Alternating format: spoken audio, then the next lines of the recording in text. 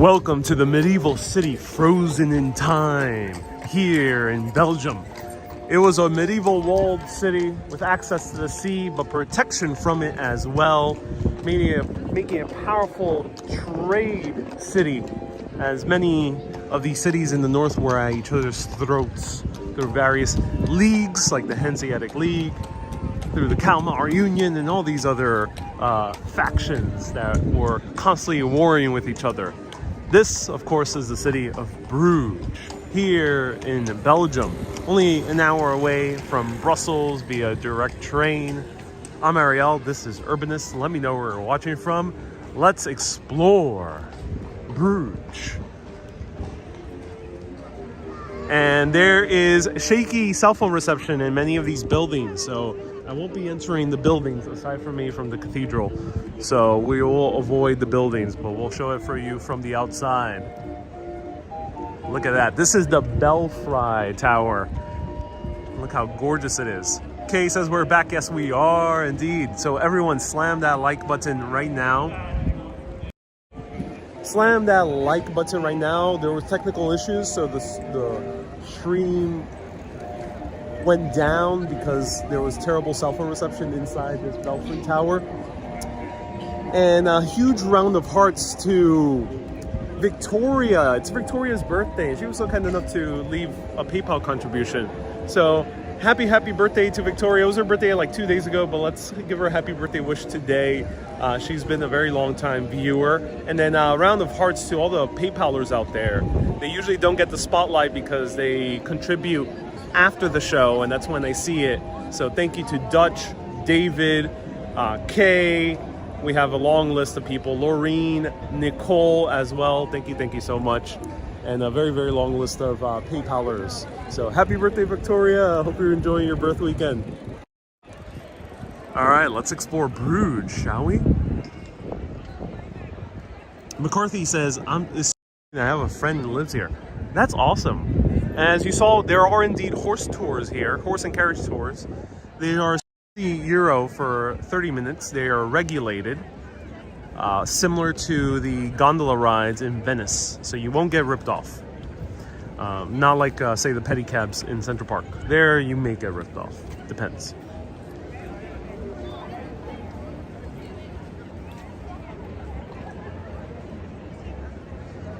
Ludo says the old buildings have big walls and no cell phone reception. Yeah, thank you so much, Ludo. Ludo, let me know which is the church with the Madonna and Child. That one's very important. So that one I do want to show all of you. I'm going to show you the buildings here.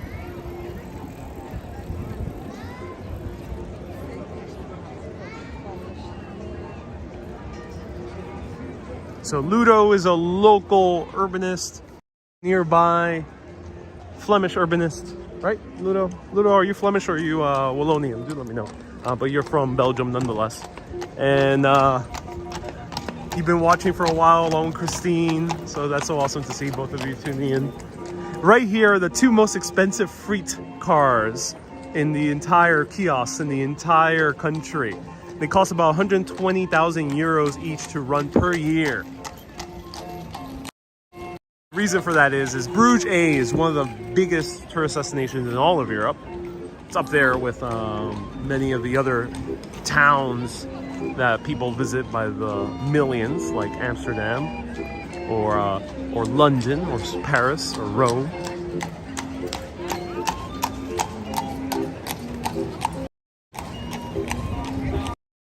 Ludo is Flemish. Oh, cool, Ludo. Awesome. Ludo, do let us know, as a Flemish urbanist, do you prefer the language Flemish to be called Flemish? Or do you like it to be called Dutch? Or do you not like it when it's called Dutch?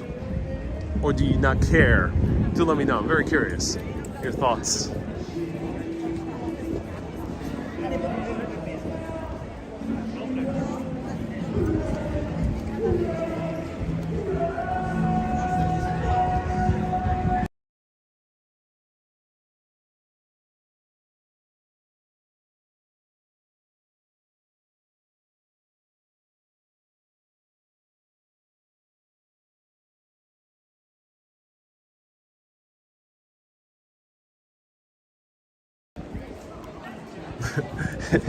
Someone was playing a cover version of Creep by Radiohead, which I always get copyrighted for, and it's happened to me a few times. That song it creeps around all around Europe. There's always a busker playing a cover of that song. It's a great song. It's funny to hear in the most random European cities.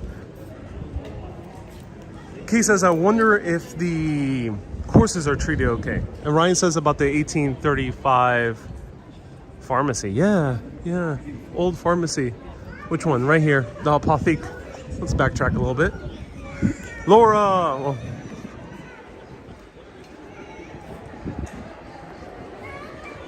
Laura says the residents are lovely too. That's awesome to hear. So many crying children. All right, right here's the old pharmacy.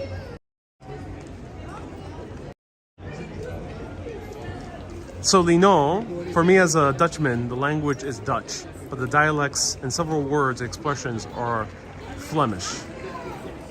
Thank you so much, Ludo. So the oldest pharmacy right over here in the town. I'm actually surprised it's only 1835, Ludo, being a medieval town. Because if you ever go to Tallinn, I did only one live video in Tallinn. It's really cool. They had a pharmacy dating back to like the 1500s.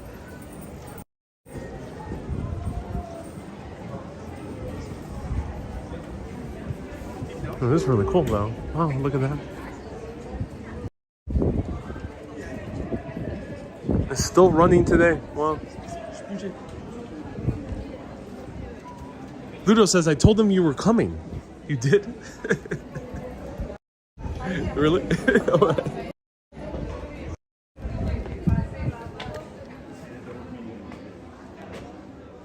Gutag. Apparently a mutual friend of ours said that he said to you that I was coming over. Ludo. Yes? Oh, cool. May I show? I'm on live video right now. May I show the pharmacy? Yeah, wonderful. Still same family owns it? Oh no. Drippel has been finished in 1981, but I'm the second in the family bar. Oh, I see. I'm the famous guy. Oh, nice. I like how you kept all the old interiors. Still love it. This is Pharmacies of the World. Oh, cool. This is Belgian. Belgium. Oh, wow. This is a magazine for Australian pharmacists, and they know me. In Holland, they call me disciple of Merlin the Enchanter. Why is that? Why do they call you Merlin? Because I have 35 specialities of the house. Oh, Three really? of them are sold in every pharmacy in Belgium. Oh, interesting. Your own recipes. Yeah. Oh, fascinating. This is Frommers, and then if you come into Bruges and you need a pharmacy, you have to talk to Steve. Okay. I love that. This is the city poet who wrote a poem about me. City Pope, oh, that's amazing. I believe in Steve. His wonder pills cure all my ills. His bills are fairly cheap. He teaches me to sleep without catching up on sleep, I guess it says, without cutting sleep. He's a 1 in a million. Oh, I love that. That's beautiful. That is beautiful.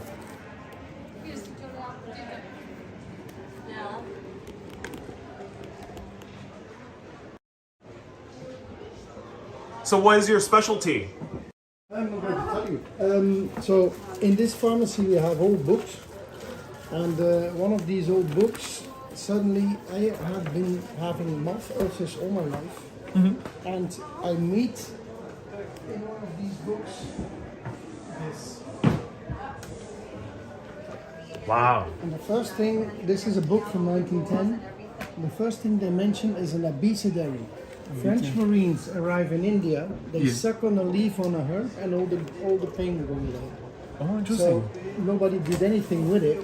So I just looked on the internet, tried to find as much stuff on it that I could. And you found the leaf? This is the herb. The herb, wow. But ironically, and this is fantastic because this is found in India. Yeah. This one is the same herb found in Para in the Amazon region. It's astringent, antiphlogistic, and local anesthetic. Oh, interesting. And it works like cortisone without cortisone, lidocaine without lidocaine. But this is University of Ghent. Yeah. And I make it. This is the original herb. I made it 6 times more strong. Oh, So wow. I kill every pain in the mouth, and I work together with the Belgian orthodontic in a gel. That's me, the green one. Oh, that's amazing. I make the same stuff for herpes, so on the lips, the red one. Oh, I see. But I also make this. Now this is the throat spray, but ironically it works fantastic on the voice. So these guys from Texas cannot sing anymore. The next day I get the CD. This lady at the opera cannot sing anymore. At the reception there's this booklet by the singer. Yeah. The ticket to the opera, the CD of the opera, the meet and greet of course. I might need that because I do a lot of talking in my videos. And all the singers, guides and teachers are on that. That's amazing. So voilà. And, Wow. and for the moment they're going to change from name. They're going to be Drepont mouth gel, Drepont lip balm and Drepont throat spray. Oh, Now, wonderful. for 2023, I've got a project. I'm looking to find a company that can make something like this, but with my stuff inside. So if I can find some these tablets, these guys go down. Right. Lidocaine functions completely. Wow. It So you're has not. no taste is natural. It has no additives. Right. So it's That's amazing. I'll let you. Thank you so much for. this is from all over the world. And this one. So her wedding. Wow. She could. And so have a look. Definitely look. Thank you.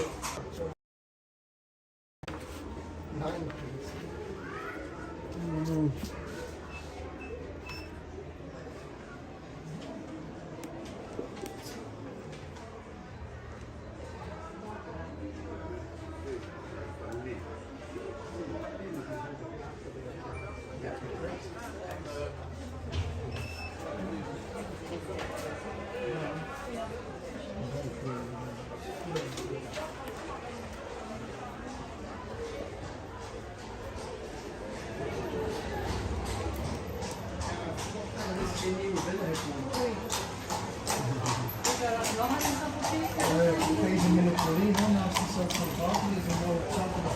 Genoeg daar, hè? Ja. Oh, wonderful. That's fun, huh? Yeah.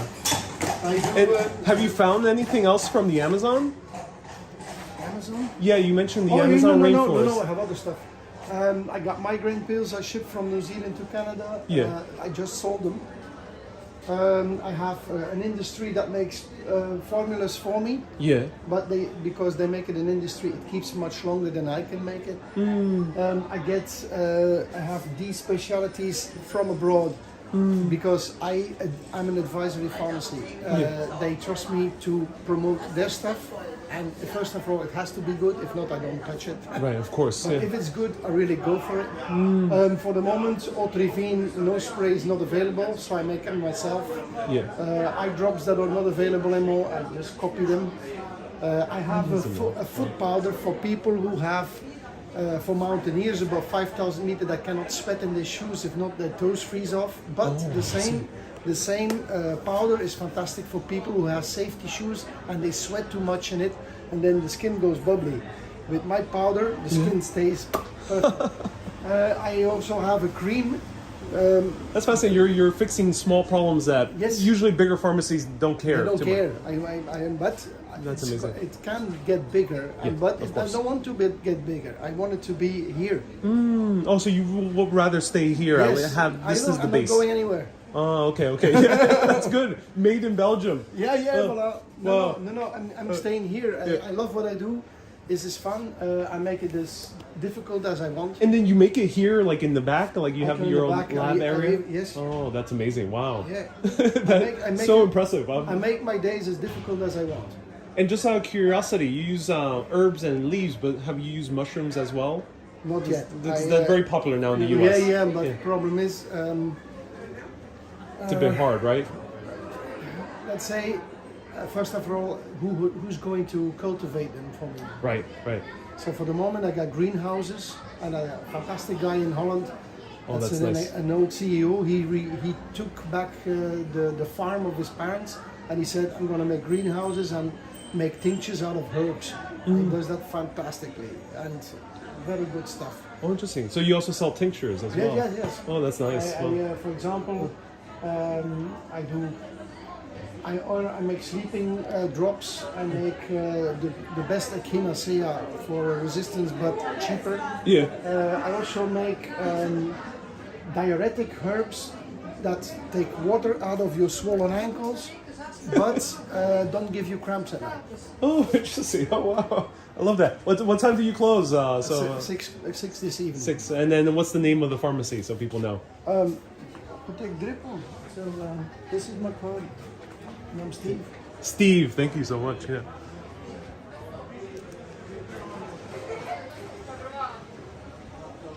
It's great you're following this tradition of homemade apothecary. Homeopaths, it is a bit difficult because now it's proven they cannot prove it works, but I'm not going to break it down completely. There's stuff that are really good. Yeah, right. If you ever have an operation around the eyes or whatever, use the arnica globules or pellets and use this before. You will have less blue eyes afterwards after the operation. And the difference is humongous. Interesting. Wow, so wonderful. It's maybe not proven, but it works. So not all of them work, but some of them really. I said everyone's body's different too. I stand behind it. So, right, exactly. Wow, wonderful, Steve. Thank you so much. But I don't sell cooked water, so it has to work. Right. But when it works, I support it. Wonderful. Have a great day, Steve. Have a nice day. Bye. So this is that's so cool. Round of hearts to Ludo for introducing us to Steve. Really cool guy. Apothecary Drie Pont. Do let me know how to pronounce that. Right here. This is the address. Check him out. Closes at 6.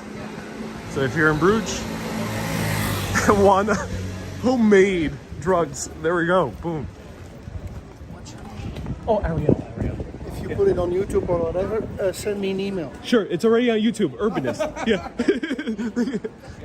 I will, yeah. All right, I'll send them an email. Let them know. That was really cool.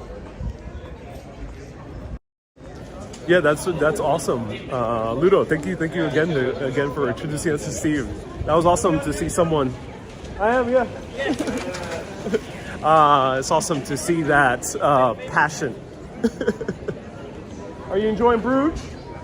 Enjoying Bruges? Yes. Sure. That's amazing. It's a nice city. It is, yeah. Yes. All right. Let me show you more around. Johnson & Johnson's Belgian says Renhoen. Are they? Do let me know. Joe says, does he have something for a beer hangover?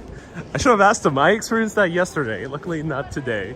I don't think I'll be experiencing it again, Joe. Experienced, luckily, very few hangovers in my life.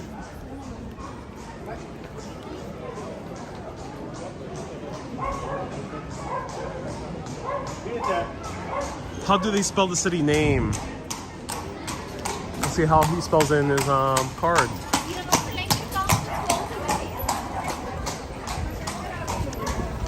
Bruggge. That's how the man appeared to be, Steve appeared to be Flemish.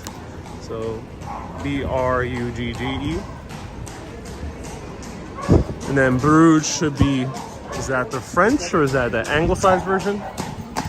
And in Spanish it's bruja, like witches, which is fascinating. Oh my God. Oh. Would you go in? Let me know. The Torture Museum.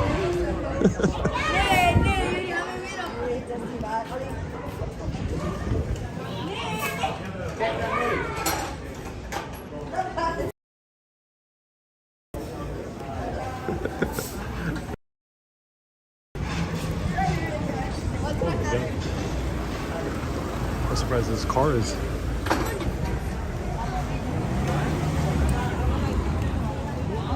House of Waffles.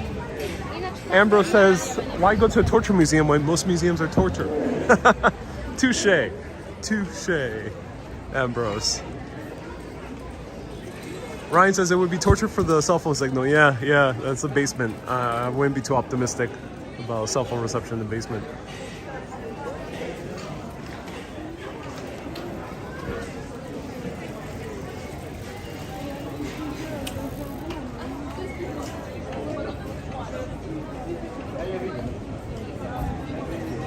Chris, send them an email with the YouTube channel. Yes, I will. He was very, very kind man. Are pharmacies and drugstores the same thing, Adam? It might depend per country, Adam. In the US, I think a pharmacy...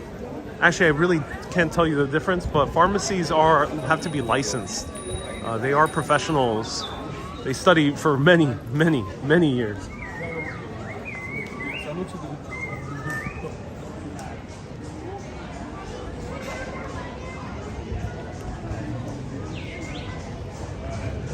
McCarty says, my friend lives in Avlum. Don't know how to pronounce that. Gem. How far is that from here? Ooh, I don't know. We're 1 hour away from Brussels. 30 minutes away from Ghent.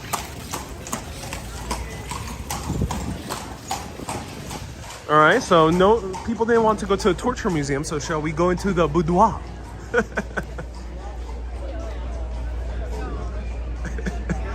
How come I did not see this in Amsterdam? It was a lot more explicit in Amsterdam. This one's classy. There's a beer wall. Oh my god, I wish cell phone reception here was good in buildings. Crossing fingers. Cannot say no to a beer wall. Oh my god, Tintin. The famous comic book character from Belgium. Oh. Here's the beer wall, ladies and gentlemen. All the beer you ever wanted to.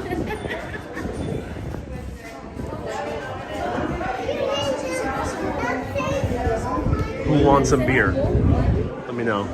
You can have Bloody Cowboy. Oh my god. Blau. Bork.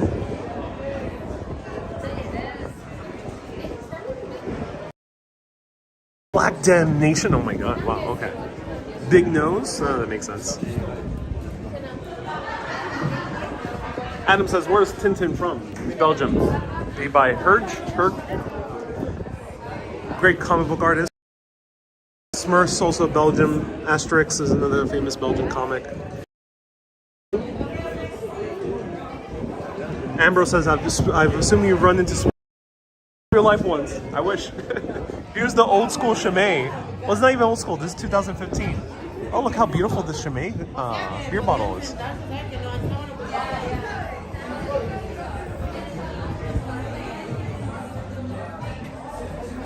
Wow, so much beer. Beer. Francois Grand Cru. Ooh.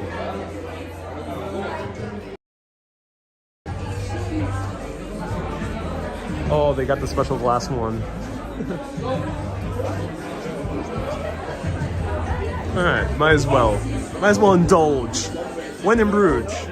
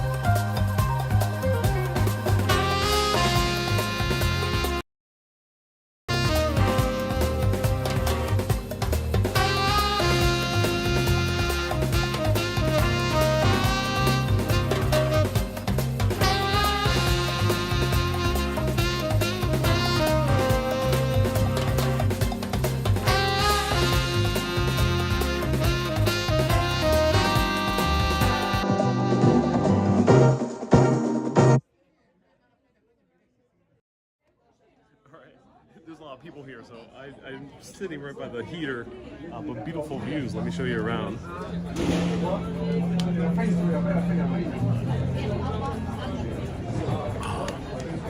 It's crowded, yeah.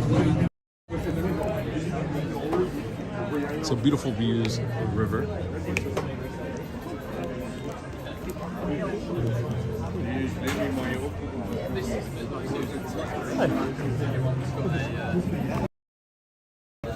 Are you heading out? Or no? Oh, you're staying?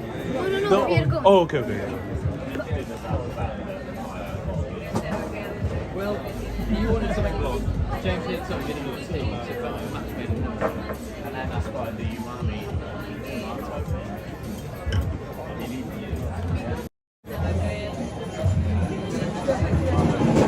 tomato. So Savior, thank you so much for tuning into the live video. Savior mentioned something very important.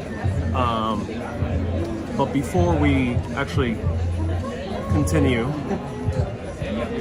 there's music playing. We're gonna. I have a feeling we're gonna counter music in this city.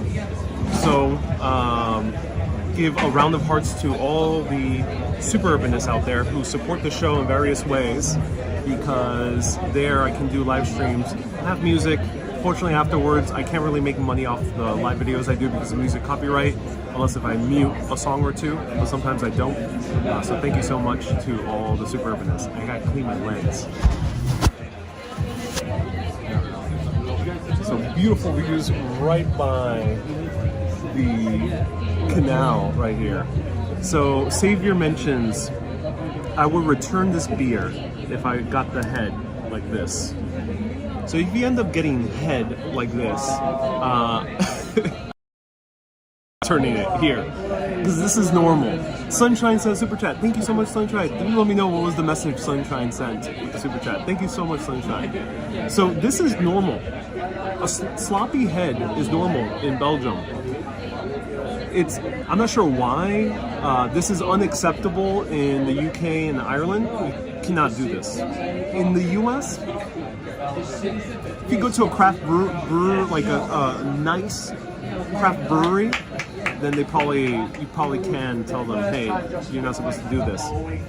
But for some reason, they do it here, and Leno is telling us, and this seems to be common in a few countries in Northern Europe. He says that it's because it keeps the head protects the taste from oxidizing. So there we go. Let's try it out with some very big head.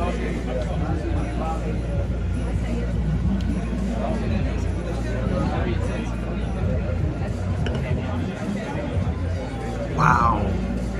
Oh my. So I chose a beer that was called the Chef's Beer, only on tap in the city of Bruges. And it's called Forquet. Right here. Wow, this is amazing. It's called Forquet. Right here. Tasty experience, it says. Look at these beautiful views. Look at that.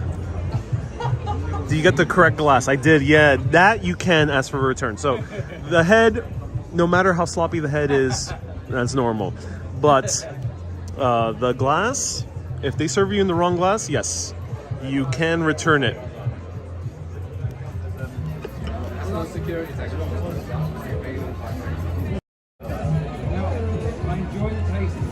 Tracy says, nice shirt, by the way. Thank you so much, Tracy. Maria, nice to see you here. And Maria says, nice head on this beer. For this area of the world, yes.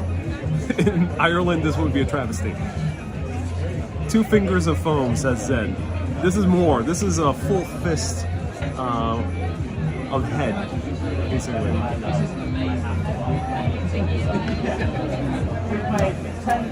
DS says, sometimes you just gotta forget it. Sometimes you do have to forget it. Indeed. DS, great pun. Nothing like a good cold beer on tap. Oh yeah. So here they had a awesome selection. There was about 15 or so beers on tap. Some of them are local, like this one, Forquet. Super crisp. Almost has a hearty taste to it. not malty, which, oh my god.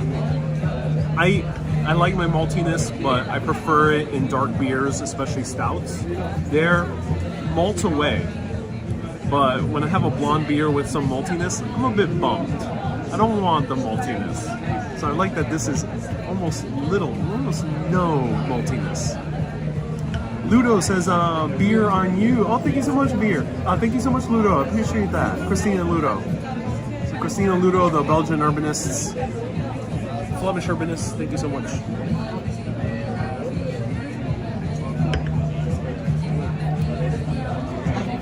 I appreciate you. Thank you. Kay says nothing worse than sloppy. Joe says Ariel has a great head on his beer. Yeah, yeah. I mean on his shoulders. Yeah, indeed. Ooh. Wow, that is amazing. So this was €5 and €2. So about €7 I spent for a bottle of water. This water usually costs. Yeah, but as long as you don't mind that I'm recording. Yeah, I'm making a video. All right. Yeah, no worries. It depends on the beer and the glass. Yes. I'm making a live video, so that's why I'm chatting. Yeah. Yeah, thank you. It's okay, but we don't want to. Have you had your haircut? Says Sandra. I have indeed. Yes. Did you enjoy? Nick says so jealous. Yes, indeed. It is gorgeous. It is gorgeous views. Max says you made. Oh yeah. I'm curious, what's the best thing you've eaten in Brussels? Says DS. The fries at a place called Cafe Georgette, which I really, really recommend. So that was the first place I covered yesterday on the food tour. Andy says, is this purified water? I think they're using spring water with their beers. I don't think they distill or purify their water. Do let me know. Nobu with a $2 super chat says, water on me. Thank you so much, Nobu. Appreciate that. Thank you. Jesse says, are you having fun? No. It's a terrible time. I'm not sure why I'm in Europe. I should have been in Staten Island. Yeah, I'm having fun. Susie says, I'm having my second iced coffee, living dangerously. Ooh. And it's before 11 a.m. over there. Wow, Susie, you are living dangerously. Cheers to you, Susie. Wow, 2 iced coffees before 11. Whoa. Joanne says, I love your t-shirt. I'm so glad you do.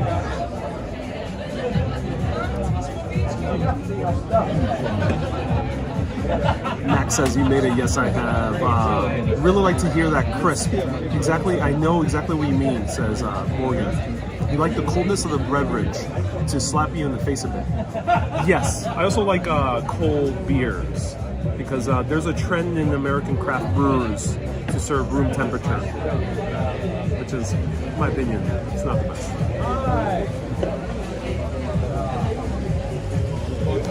All right, feel free to ask me anything.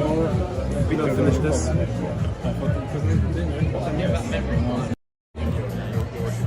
Show you more around the beautiful canal here before we continue walking around.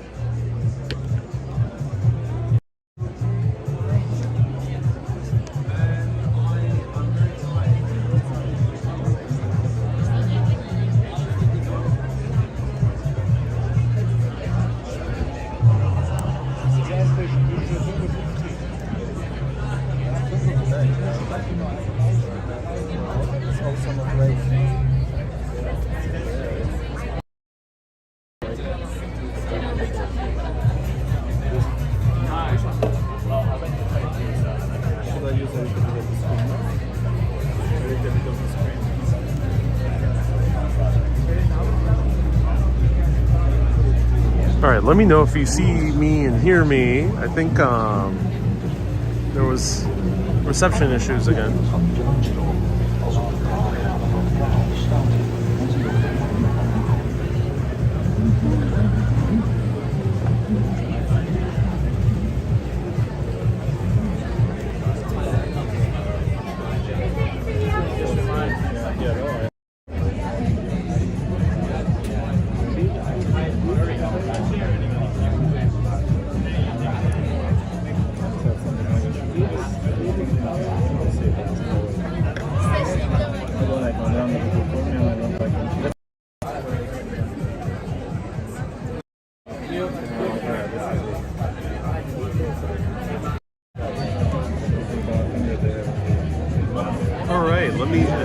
there's some weird glitches with the internet reception, so I'm not seeing that many comments. But do let me know if you see me and hear me. And let me know what's the last thing you heard from me right now. Then I'll know what if there's a delay or something. Yeah, it's a bit weird. Oh, that was so good. All right. Yeah.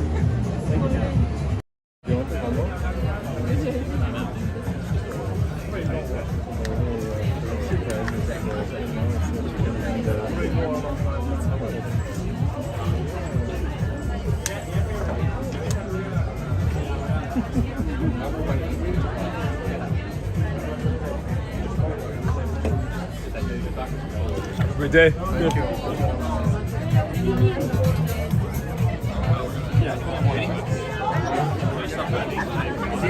All right.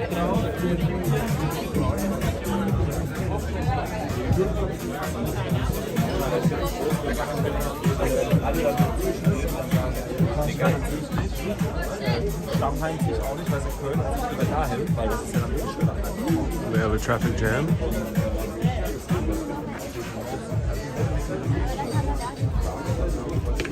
That was great. Oh my god. Great little beer hall. I do recommend it.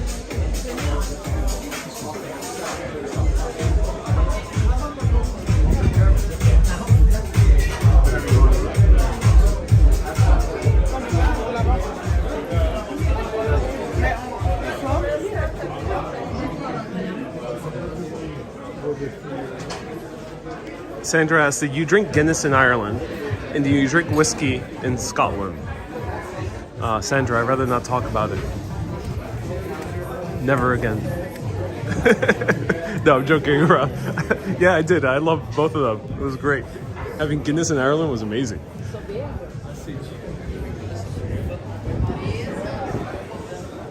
Ron says, do they have a kids menu? You know, I'm so glad that we're not kids there, because sometimes some places have been so filled with kids.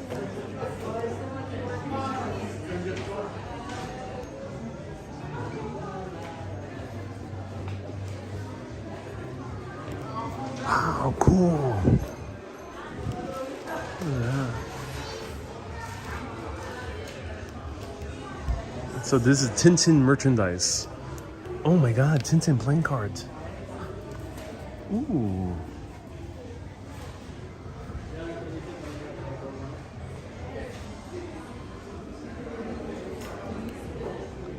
Dia says, anything special about coffee in Brussels or Belgium? No, coffee kind of sucks here. It really does. I've had some terrible coffee. I'm very disappointed.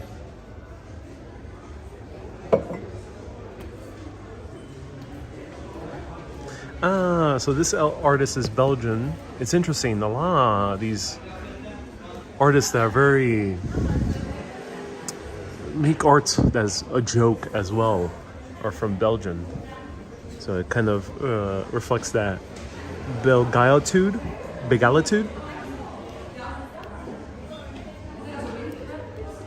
Marguerite, that's his name, Marguerite.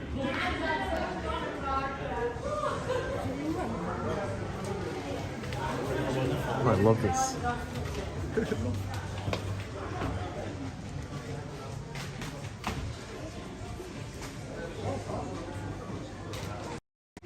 Yay, glad the live video is working. I was so worried. I drank beer there for a whole 30 seconds. And I felt so alone. I'm glad everyone's tuning in. And yeah, so Begalitude, if you don't know, is the Belgian sense of self-effacing humor. It permeates most of the culture here. The comic books, the art, politicians, the royalty, permeates all facets of life. It's very interesting. So it's very interesting to see that kind of self-effacing humor involved also in fine arts.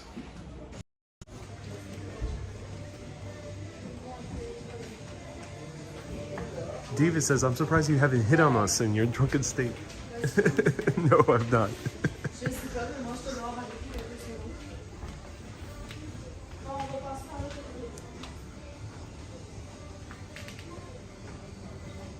Zen says he's so surrealist, it's certainly not a jokester. Oh no, I get what you're saying. I know he's a serious artist, but I would say that he's making jokes too. I think he's making jokes. I think Marguerite is making jokes. I think that's fair to say. Let me know what you think.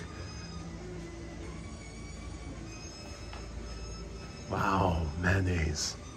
A full 680 grams of mayonnaise. Should I take it home? Will I be arrested at customs in the US for bringing illegally imported mayonnaise from Belgium? Let me know. Is it made with unpasteurized milk? Would this make me enemy of the state if I bring it over to the US? I'm really afraid of US customs. Every country has been chill, just the US is kind of a bit crazy in their customs.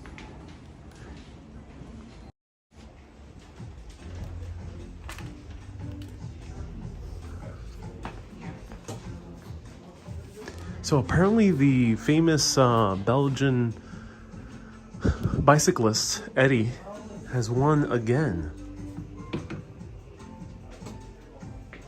Does that make number 7? Ride like a Belgian right here.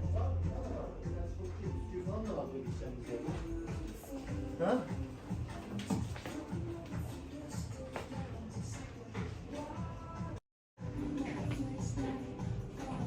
That beer was strong. Yes.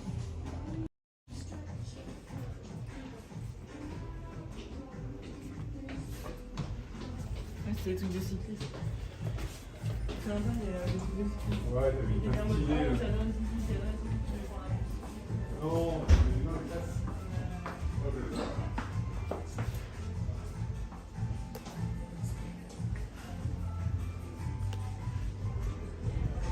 Where am I don't know where I'm at right anymore. This is a very cool shop. Yeah, this is amazing. Oh my god, the Tintin towel. Yeah. Oh my god, oh my god, I gotta buy this. Oh my god, I want a Tintin towel. What? They're so cool.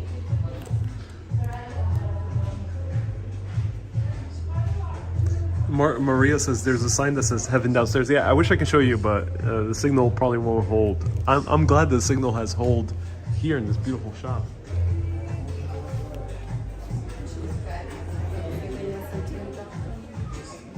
Oh my god. We have an entire Tintin mural. Oh, look at this. Ladies and gentlemen, the Smurfs. Another Belgian comic that has been made into a worldwide phenomenon. This is part of my childhood, ladies and gentlemen. The Smurfs. Rhonda says you drank it too fast, you chugged it. You could have sipped it with your pinky up. I was sitting next to a couple, which was very awkward.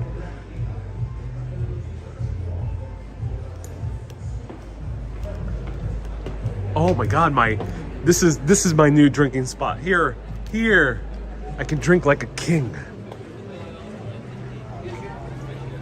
Okay, if I were the king of Belgium, I'd probably still be drinking down there though.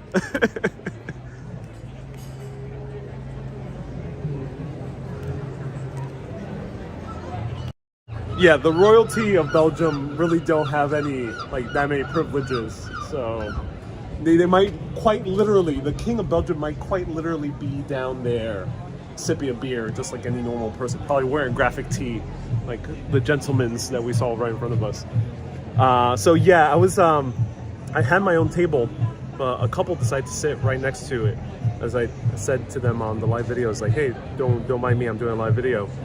And the woman, I didn't show anything, of course, but the woman was so scared, did not want to sit down. And the guy was like, no, it's okay, don't worry. So it was a bit awkward.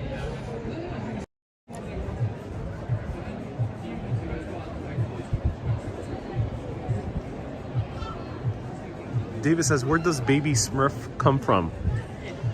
It's a very arcane process. Wow, that's so cool.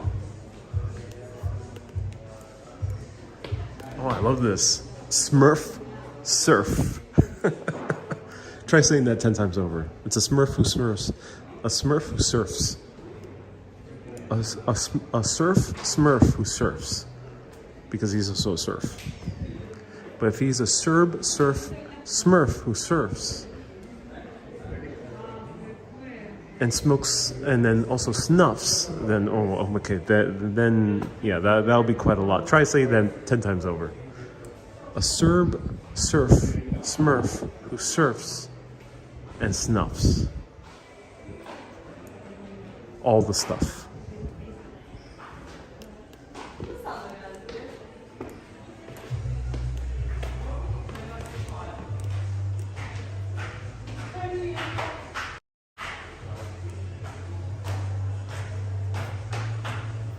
That's me after having a few Belgian beers.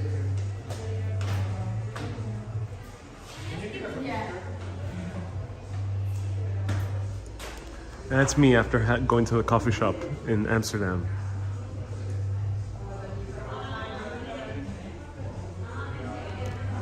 That's me playing Roller Coaster Tycoon 2.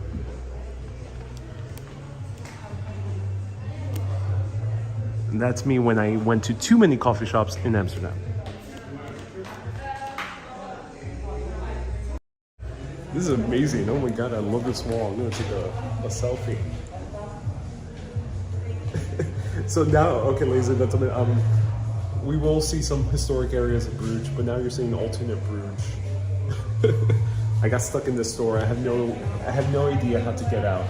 So might as well enjoy it. Oh my god, Tintin has his own airplane. Brussels Airlines, where you fly to the home of Tintin.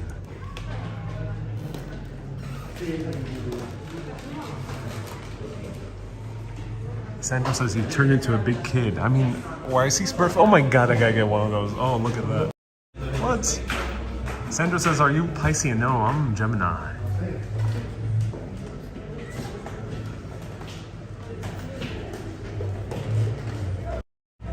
That's so cool. Does he have a beer? Oh my god, he has a little beer. Oh my god, the Smurf is getting drunk. Oh my god. Oh, I gotta get that. That's so cool. Oh wow. Oh my god. That's so cool.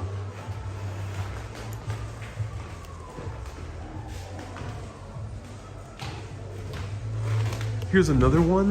Luke is his name. Lucky Luke is this guy's name. So he was actually adopted by Disney, if I'm correct, or Hanna-Barbera, one of those two companies. So there was two major cartoon companies, still exist here in the US. Walt Disney and Hanna-Barbera. He was adopted by one of them. And when he was adopted to the American market, they replaced his cigarette with a blade of grass. So that's why you see cowboys, especially in cartoons, and even some films, chewing on a blade of grass.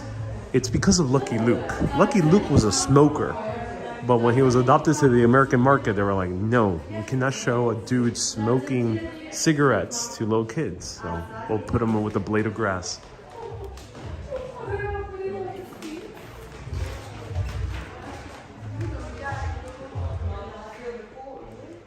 Oh wow, this is like a wonderland. Oh my god.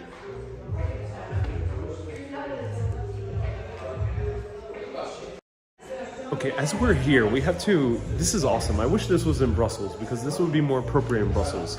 But New York is the home of Marvel. Actually, we don't celebrate that enough. It's shocking that in New York we don't have bigger murals of Spider-Man or Fantastic Four or the Hulk, because Marvel is New York. It is a New York-based company. A lot of superheroes are based in New York. Like Marvel is associated with New York, there is a whole host of amazing comic book characters associated with Belgium. And it is one of the most important comic book cultures in the entire world, along with Japan with their anime, with their mangas, the US with their comic books, and here with also their comic books.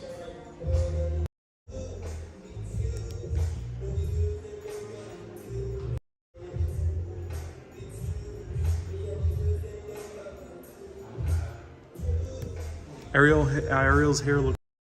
Yeah, it's kind of sticking out in the back, so yeah, I kind of have a Tintin style to it.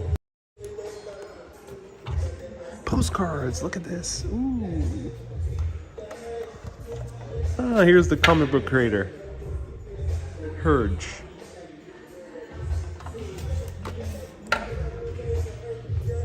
Oh, that's so cool. Sold out now. Look at that.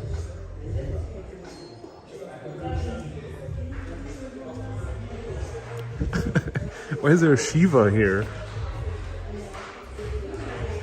This is like the Tintin version of Shiva. That's so cool. Look, she's on top of like a what? I don't know, like some baby character.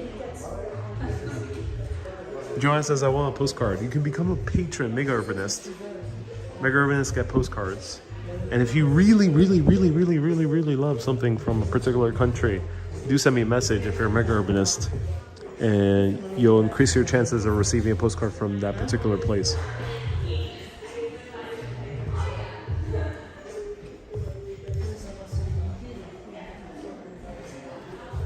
So here are all the Tintin characters. If you don't want to read comic books, I would recommend the film directed by Steven Spielberg, Tintin.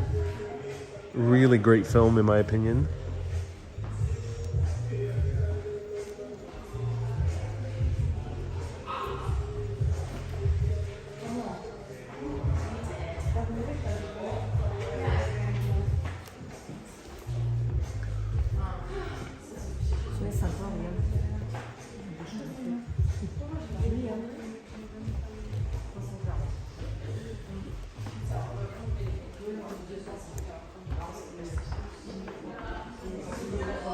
Key says, I like my postcards to be a surprise. Mostly they are. As I mentioned, if you really love something, then just send me a message.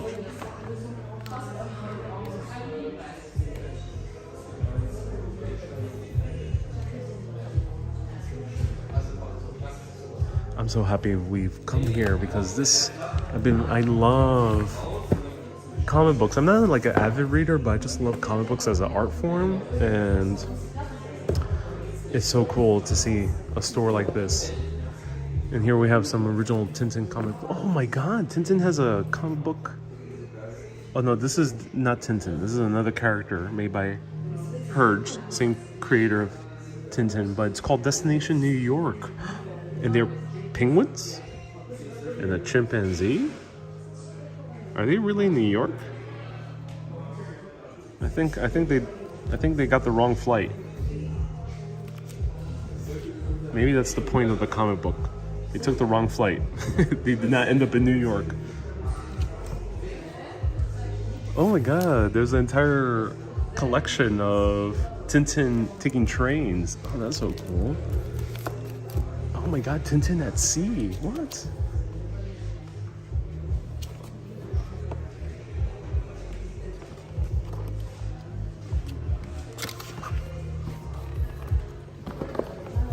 Oh, so Tintin did come to New York at least once. Maybe. Yeah, I think this is New York.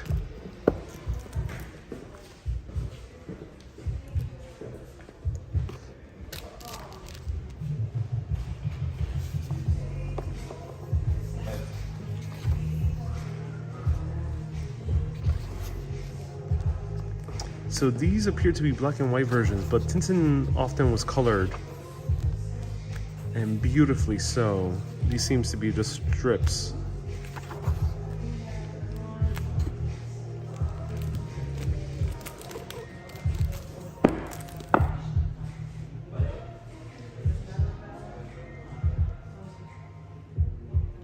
Kay says, I think we're going to be in the store for the day. I think so.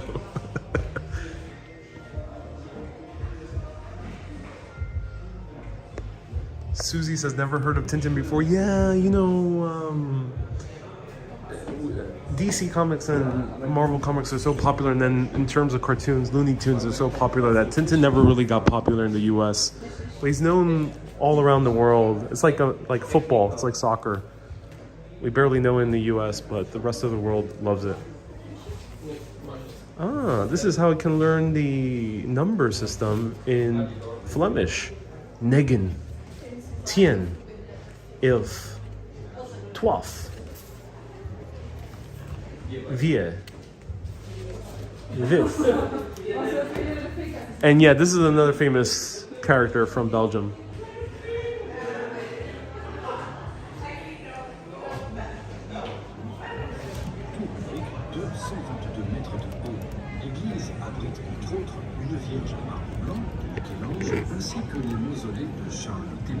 No, we see a vlogger in the wild. We caught a vlogger in the wild, ladies and gentlemen.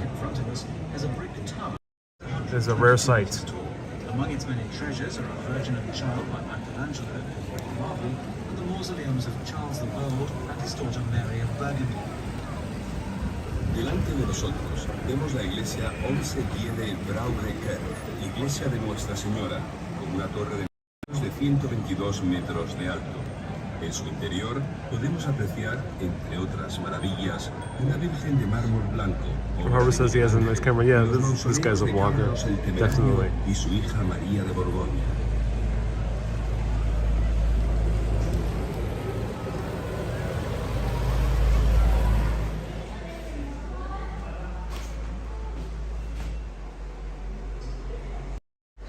Irene says, are we going on a boat tour?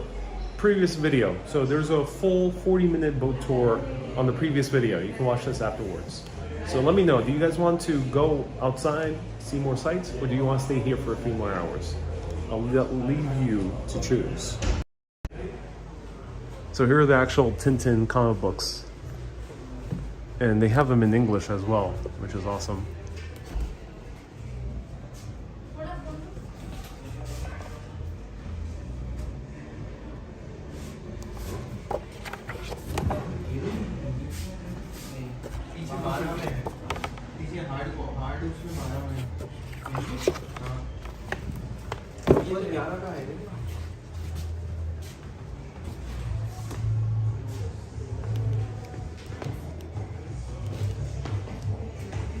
Kimberly says, more sights, let's go.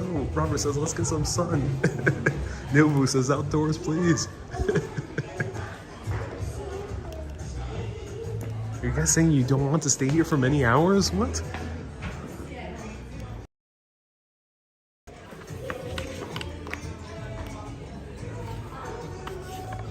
Oh, wow.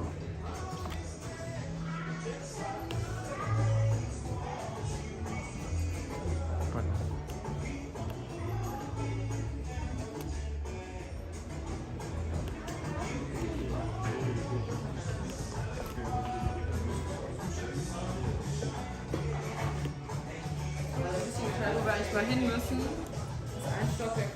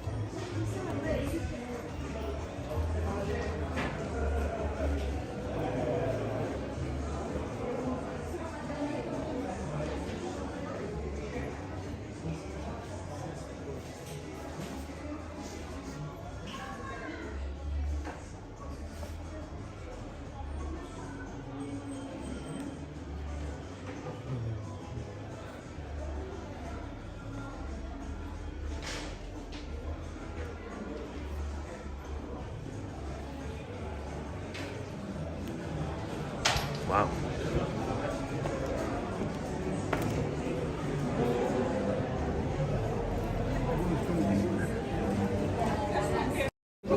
Oh, that was so cool. Highly recommend this store. It's called 2BE right here. 2BE. And the bar is inside as well. 2BE. It's amazing.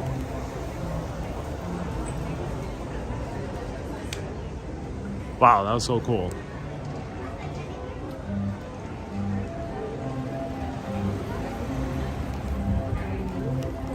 Janice says name of the store is 2BE. 2BE. BE is a short form of Belgium.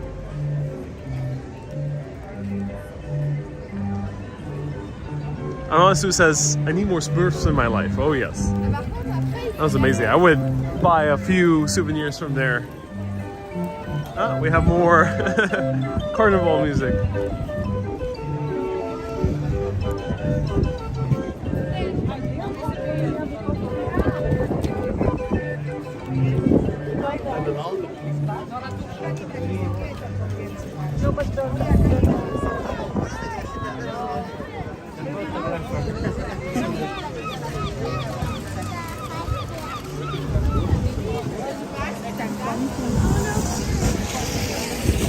Elizabeth says, was that organ grinder?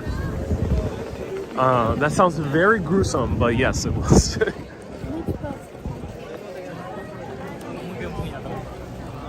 Beatrice says, it seems like such a heavy atmosphere. It really is. It's because of all the beer, that's why.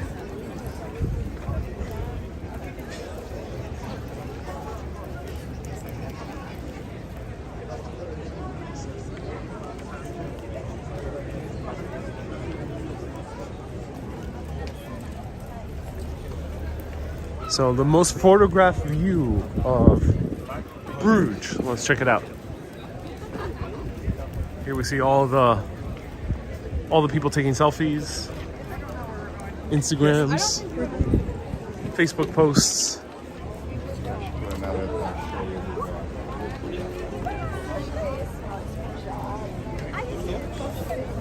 Beatrice says it makes sense now that everyone's happy. Yeah, it's all the beer.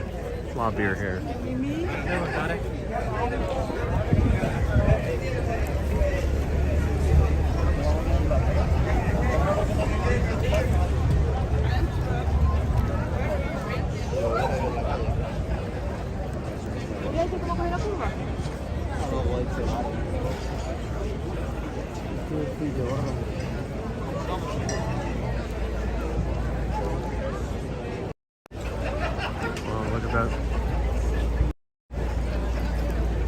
Some chick says, follow the trees to the ex-prison.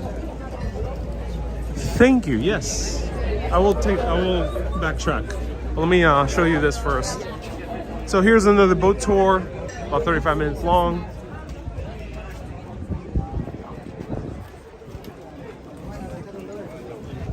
Wow. Another tiny little square here. There's a little detail here that people might miss. Is this guy.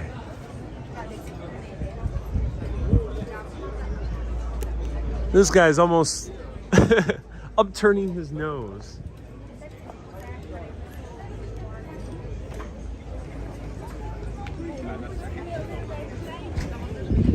So why is this fountain upturning his nose? Why is he scrunching his nose right over here? There's a lot of great beer. There's some waffles. Why would he be upturning his nose?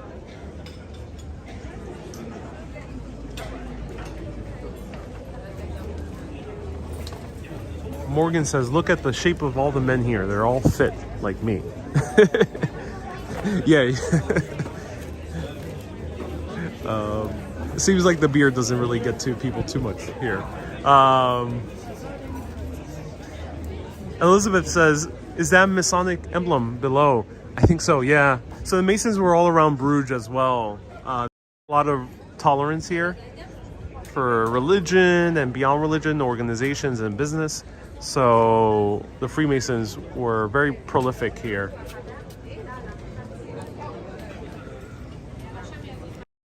So before this was a... Oh my god, Beethoven. Wow. That's amazing. That looks just like the dog from Beethoven, the film, written by John Hughes. So before this ever was a place for beer, drinking, and merriment, this was a place where they cut up the skins of animals, dried up their blood, let it run down the streets so they can make leather. These were the tanneries of old Bruges. But one way, the only way to really make good leather was to use ammonia. And how would they get ammonia? They would get ammonia by acquiring piss. Yep, they needed pee. That was the best way to get ammonia back then. And the way to get pee was the poorest citizens would sell their pee by the bucket in order to provide it to the tanneries, and then they will get a little small payment.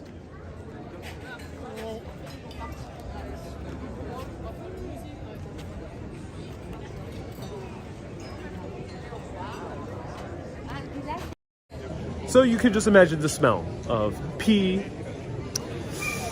animal remains, blood, and people who just probably haven't bathed in quite a while.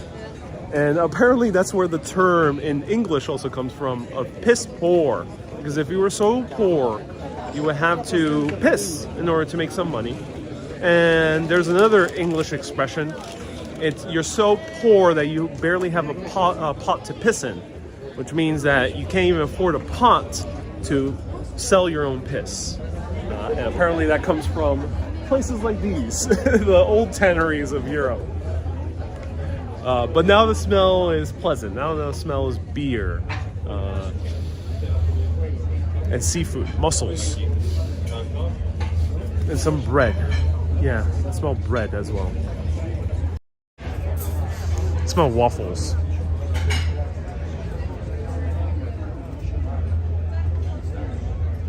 Heidi says, Ariel, you looks awesome. Thank you so much, Heidi. I appreciate that.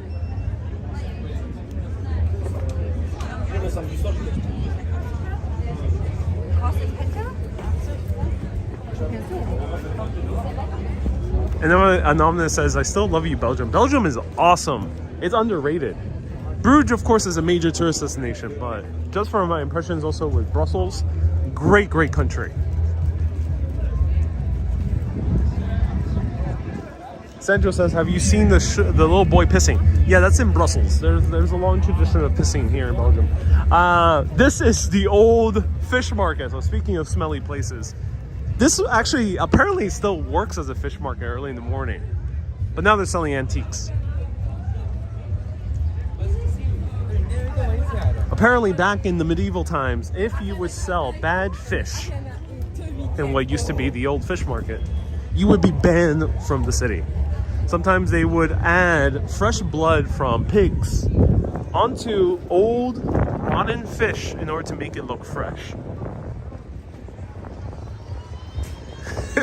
Right over here. So you can tell your friends that fact as you sip a beer with them right here at this beautiful bar. Just be sure to tell that to your friend as they're sipping, not before they sip. DS says, what fascinates you most about Belgian culture? It's the begalitude, the self-effacing humor. Really fascinating.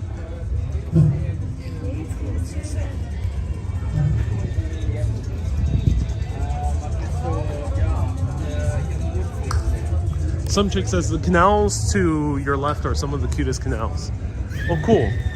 Yeah, we end up going through them a lot in our canal tour video.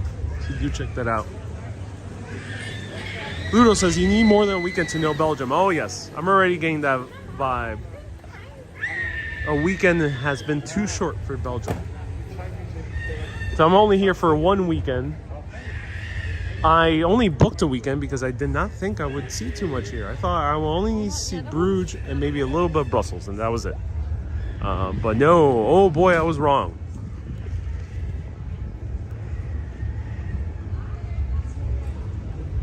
Alman Vertera says, ooh, Aperol, yeah. You'll find Aperol here.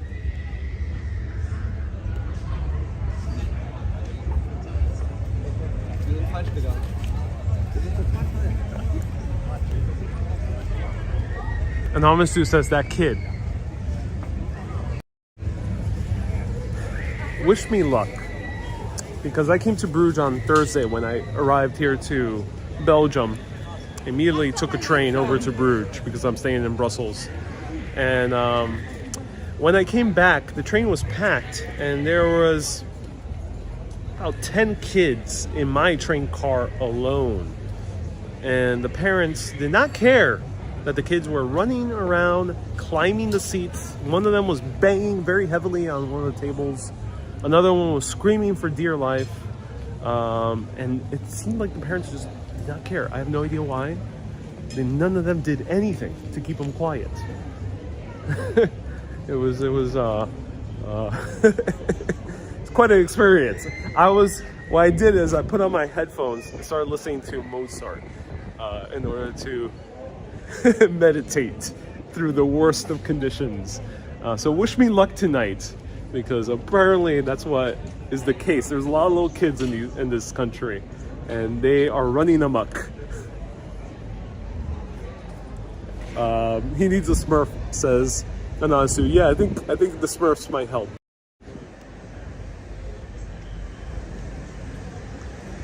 Irene says, interesting, kid having a tantrum. No, not just one. There were multiple on the train I took.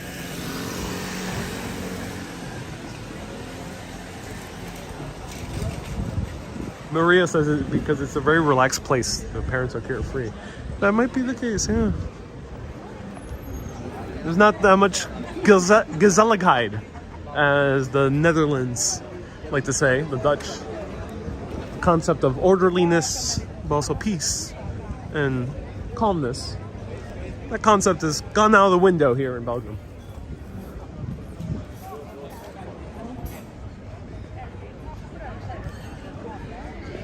Siani says, noise cancelling headphones are a godsend. Yes, they are. I'm glad I used them. Hey, Daryl, nice to see you here.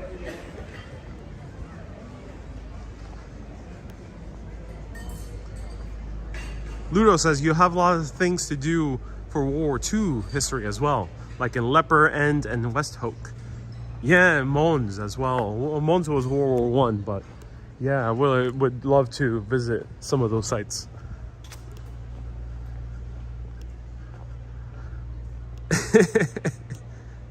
Gwen says you could have played Mozart out loud in order to calm the children. I wish I could, if it weren't for the parents playing loud hip-hop music on their phones or listening to very loud TikTok videos. So I would, but I would have to compete with that. Trains here are a different experience from the Netherlands. We're right next door, and it's a whole different world.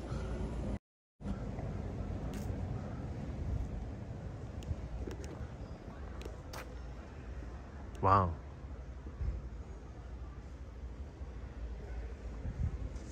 That's amazing.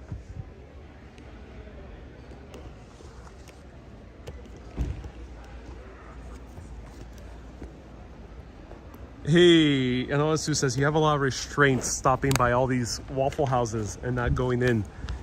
I want to go to a chocolate place called Chocolate Line. So since it's getting late, let me go more towards the touristy area so we can visit a church or two.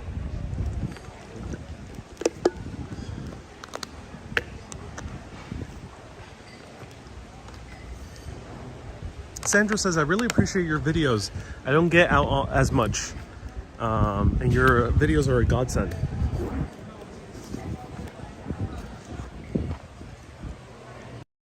Well, I'm so glad, Sandra. Thank you so much for the amazing compliment. I'm glad I can show you around.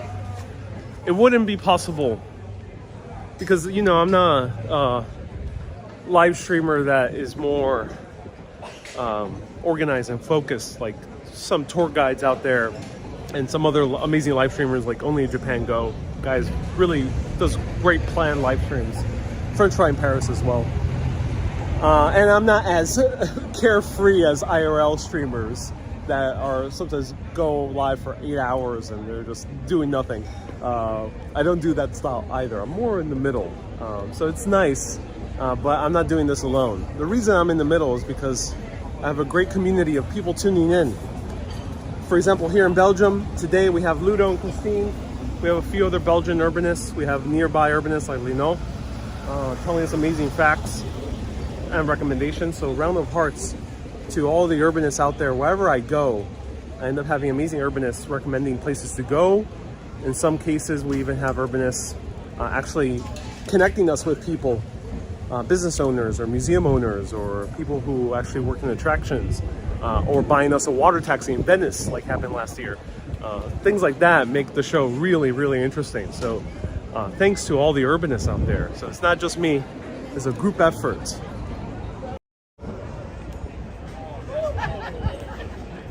All right, let's go back to the touristy area.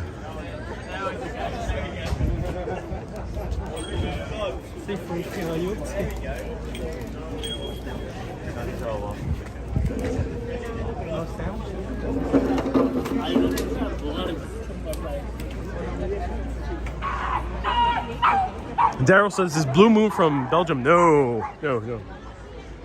If I'm correct, Blue Moon is an American beer. Somewhere from the Northeast, I think.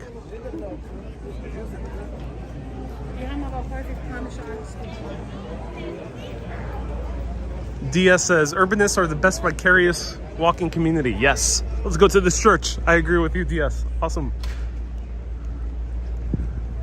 Oh. Takeaway homemade what? All right. Let's stop.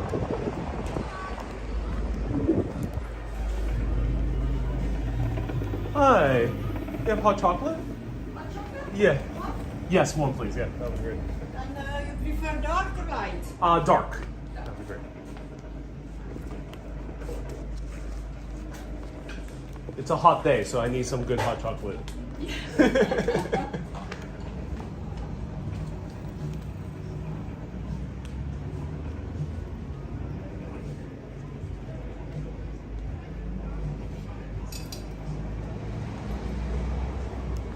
Merci. I mean, thank you. Don't you vote? There's a lot of languages here. It's for you, please. Yes. Thank you.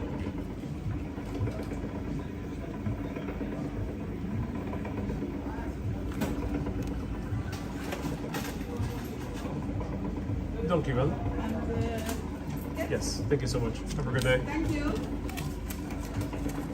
You too. Enjoy it.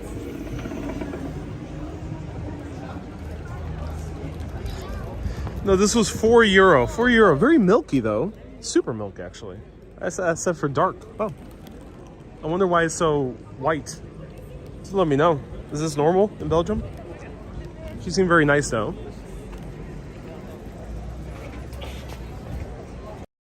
Yeah, let me know why is it so white? It looks like just pure milk. I might have just a few sips. It's not froth. No, this is not froth. This is...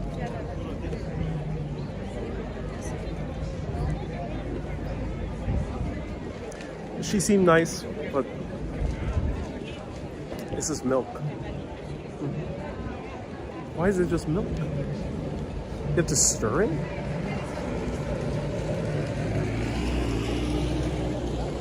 That's so weird. It's manual? Miss Love says it's manual. Yeah, this is I have to do manual labor for my hot chocolate? What is this?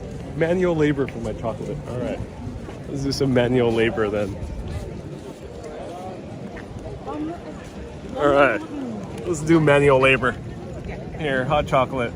I have to stir it. I have to self-stir. Oh my god. This is like, where did I feature hot chocolate? I think it was Zanskans in the Netherlands.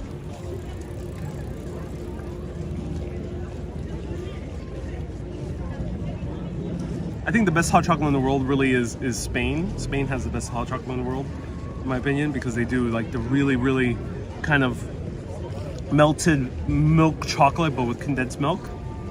It just almost tastes like pure chocolate. It's really good. Yeah, I do have to manually stir it. Maria says this is very medieval. Yes, I feel like a serf on the fields. It's making me feel like a peasant. Toiling away, day after day, as the lords make all the money.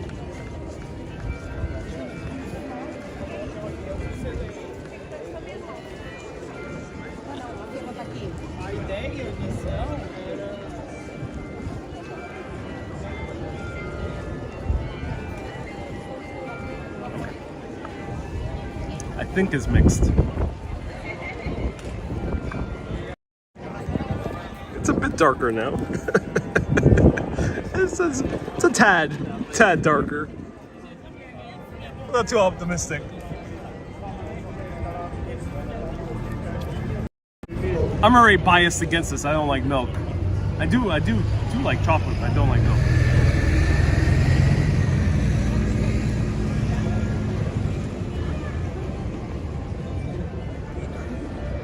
It's alright. Tastes like American style hot chocolate. Yeah, pretty much.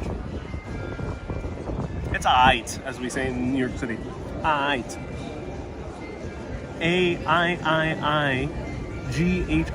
Aight. I'm not gonna have it anymore. It's hot. Ain't no room for milk on a hot day like this. I'd rather just have beer.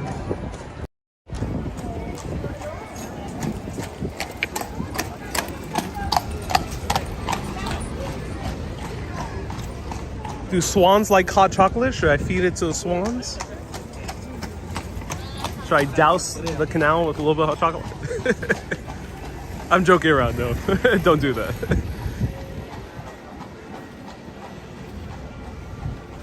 Thank you, Susie, for writing down the proper New York terminology. Aight.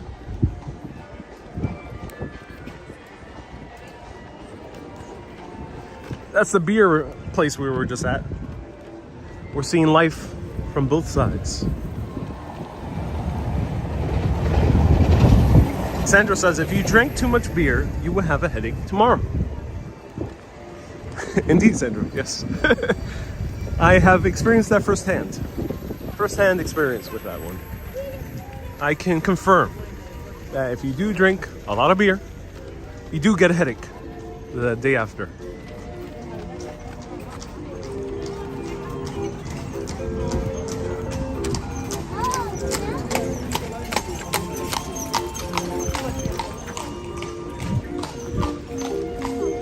Garbage can, yes.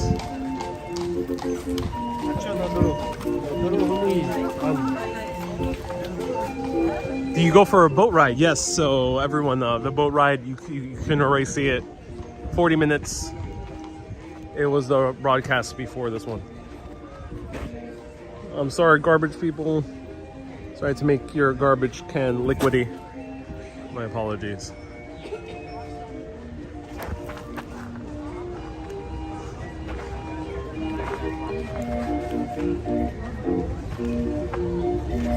High stepping horses, says Miss Lob. Yeah, they go at a quick pace here, yeah. Yeah, organ grinder.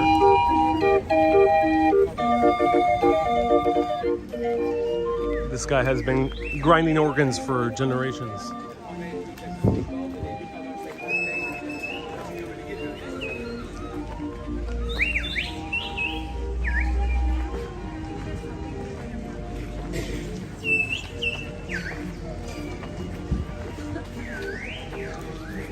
Barbara says, it's been a while, but I remember seeing windmills at the edge of town.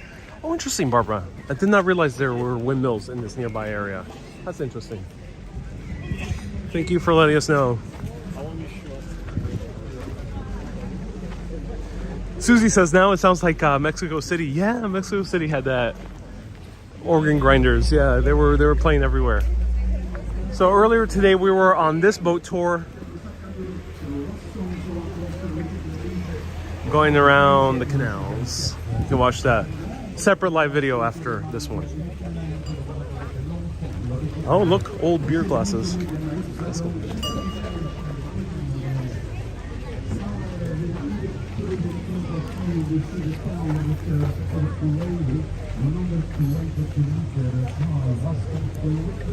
Dia says that organ grinder is actually churning butter.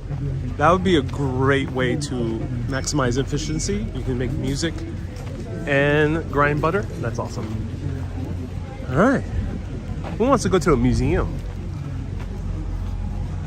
Let's see if I can go into this museum while doing a live video. Let's see if this is like the Netherlands. Let's push Belgium to its limits.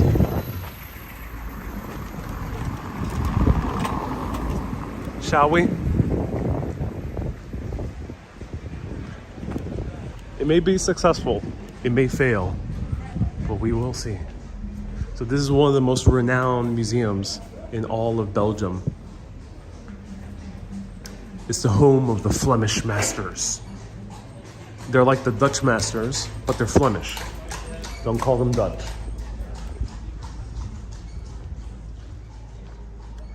Dia says, what's the story of how Belgium became Belgium? Oh, it's a long story. Dia, how much time do you have?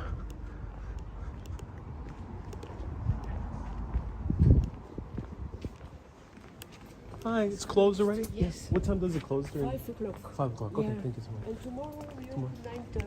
9:30, okay, great. Do you know any museums that are open late in Bruges? Thank you.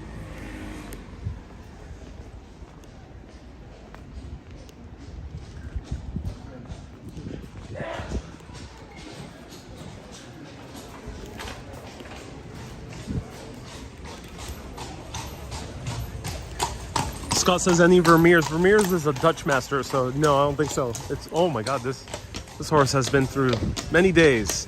This guy has seen a life.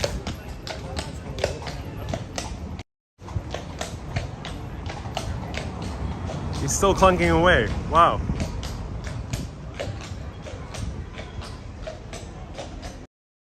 So that was a fail. It just closed.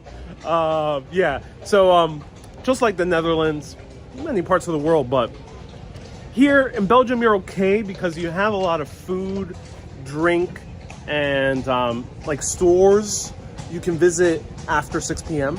So things do stay open late in Belgium as opposed to Netherlands where almost everything closed at 6 p.m. unless of some restaurants and some bars. But if you do want to visit museums, you gotta come early. And there's so many tourists that come during a weekday and maximize your time because otherwise you won't have enough time for museums.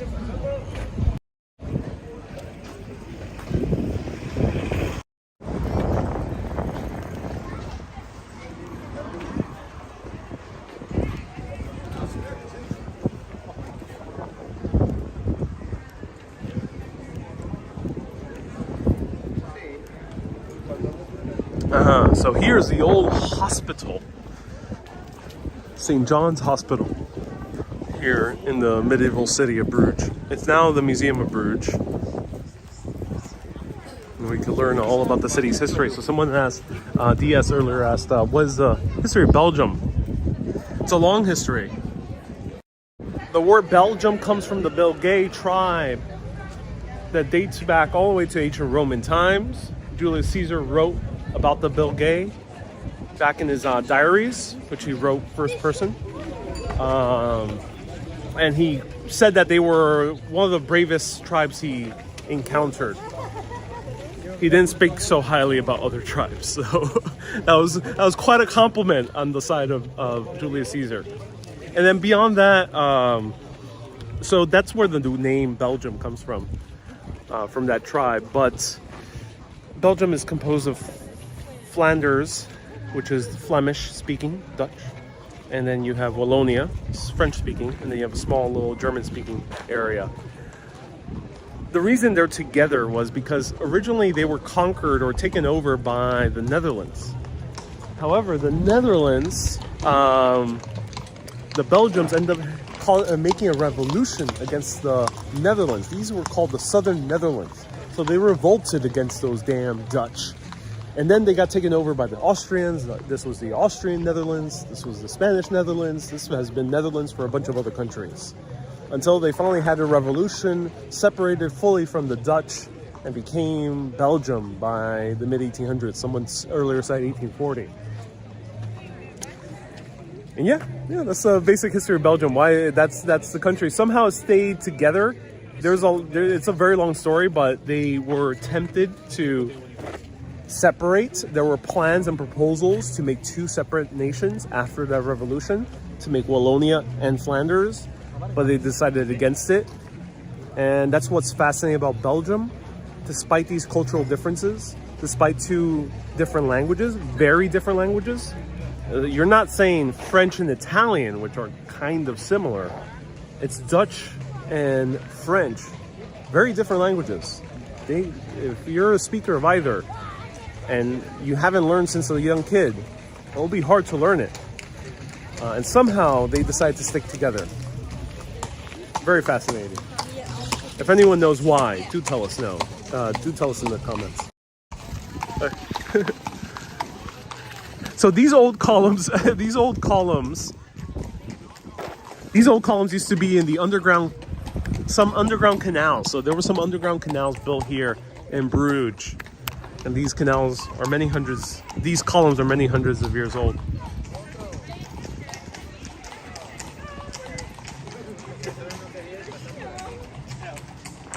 Mikael says there were plans to join the Netherlands again. Yeah, there's been plans to join the Netherlands. Of course, Wallonia sticks with French language. Miss Lob says it's a fascinating combo. It's truly fascinating. Here, these horsemen, these four horsemen, are the four horsemen of the apocalypse. Cue the music.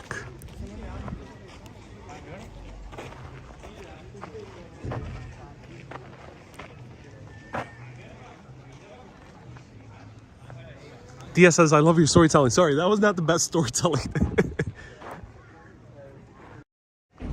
It's such a complicated history that I have done my research. I just can't explain it to you in the most efficient way possible because it's really complicated. It deals with a lot of nuances politically, and about the royal families as well, that it's really hard to describe. But there's a great series by History with Hilbert. So check him out on YouTube, History with Hilbert. I think he's Belgian. He's made a lot of videos, or he's either Dutch or Belgian. He's made a lot of videos about Belgium and how it achieved its independence on YouTube. So it's a great video series. I do recommend that. He goes really into detail.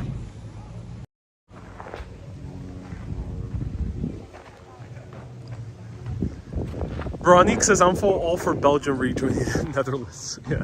So Belgium is actually one of the main reasons why we even have the EU. The EU is based here. This is the capital. Brussels nearby is the capital of the EU. So this is the capital of the European Union. I think it's quite fitting that a country of two distinct cultures is the one that has united Europe. The Dutch also have some credit with that too.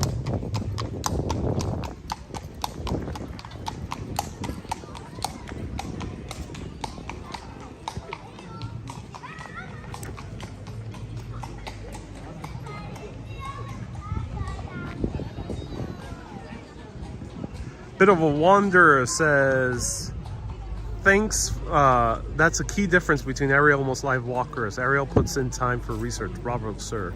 Oh, thank you so much.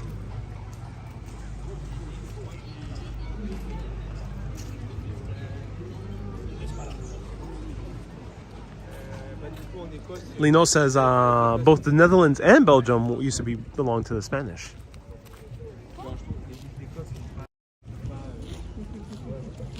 They're coming back. Just hear it. Spaniards everywhere. So watch out, Belgium and Netherlands. Spaniards have been flooding your cities. Is it just merely tourism, or is it for more nefarious reasons? I don't know. I don't know. Cue the conspiracy theory videos. I'm not sure if there was any conspiracy theory videos about that. It happens with the US and Mexico. I'm not sure if that happens with Spain and the Low Countries.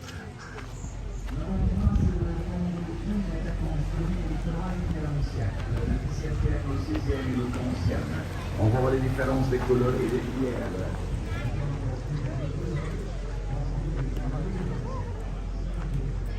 Lino says it's complicated. It took us 80 years of war against the Spanish. Wouldn't want that to happen again. Oh no, there's a lot of Spaniard tourists all around. So here we have the Bridge of Love. Apparently that's the name made for the tourists. It was not really ever a loving bridge. Apparently it's a pretty new bridge. It's just meant to look ancient or medieval.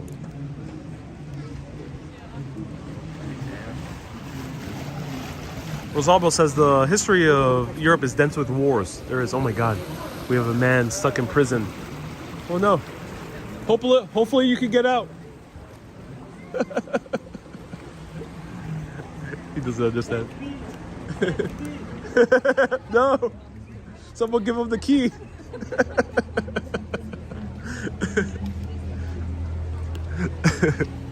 So they're already imprisoning the Spaniard tourists. As we see, the war has started, ladies and gentlemen.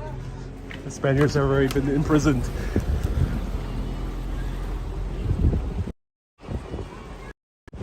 Right here, ladies and gentlemen, is the world's smallest Gothic window. No, I mean literally. It literally is. I'm not making this up. It's literally the world's smallest Gothic window, right here. It is extremely tiny. It's part of the great complex of this church, which is the tallest brick building in the world. So tallest brick building, smallest Gothic window. Makes sense. But why is there such a tiny little window? Apparently, the nobles who oversaw the city of Brussels had to keep an eye of all the trade that was happening here, of course, because of taxes. So one way they would spy on these tradesmen was looking at this tiny little window, seeing if they're paying their tolls and taxes. If they're not, then off with their head or down into the prisons.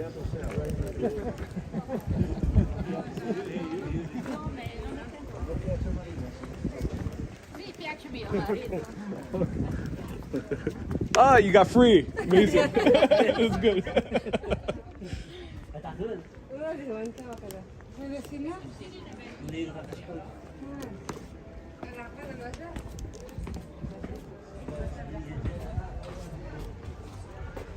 Oh, so here is where they keep the Spaniards.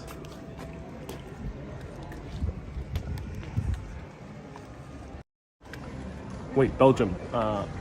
No. Yes, my name is Ariel, but no, I'm not a Spaniard. My name is Ariel Vieira, but no, I'm not a Spaniard. No, don't get it wrong.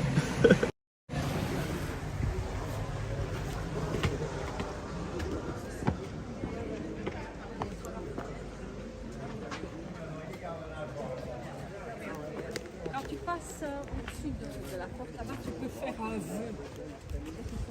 On avait fait une fois.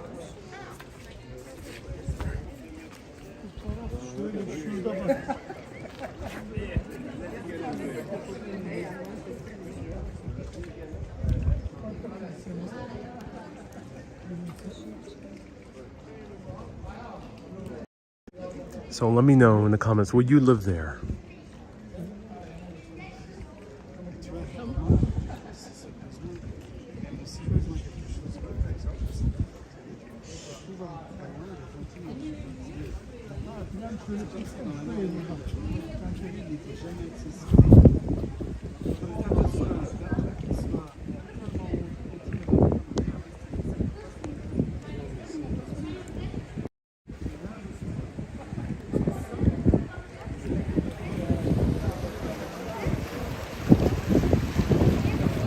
Scott says, why don't they have flooding? You know, I don't know too much about the engineering of Belgium, but if Belgium is doing anything similar to the Netherlands, they might have built water defenses a long time ago and probably have upgraded them since around the nearby entrance to the sea, the mouth of the river. So don't quote me on that, but that's what the Netherlands has done.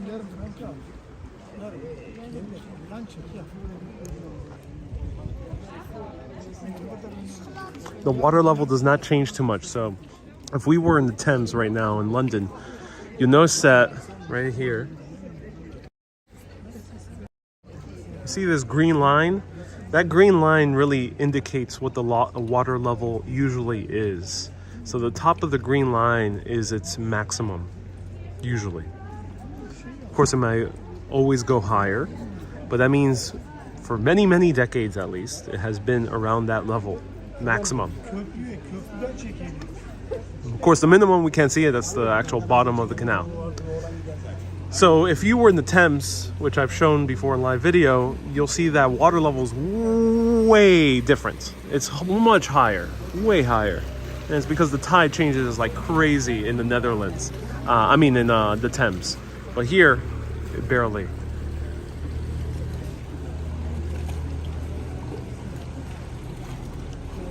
So that means there's probably little to no flooding that has happened in recent history here.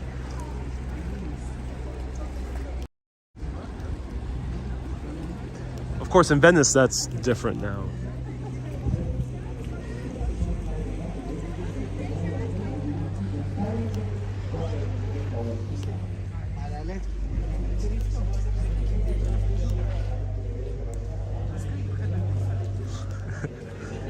Savior says, looks ankle deep. Yeah, I'm not sure how shallow the canals are. Do let me know. All right, I got a speed walk through here.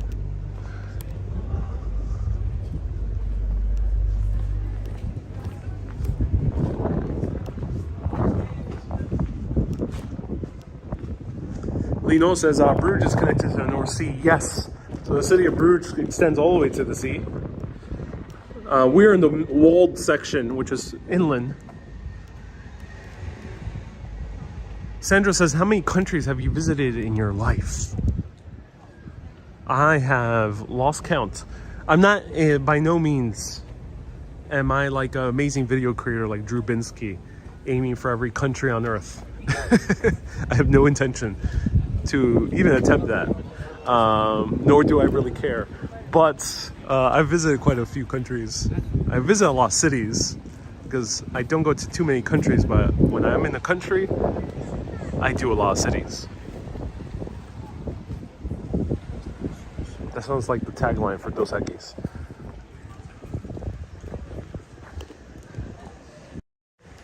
If you ever seen Dos Equis commercial in America, the spokesperson is called the most interesting man in the world.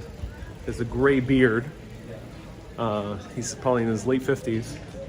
And his tagline in every single commercial, like they show like crazy stunts he's done in life.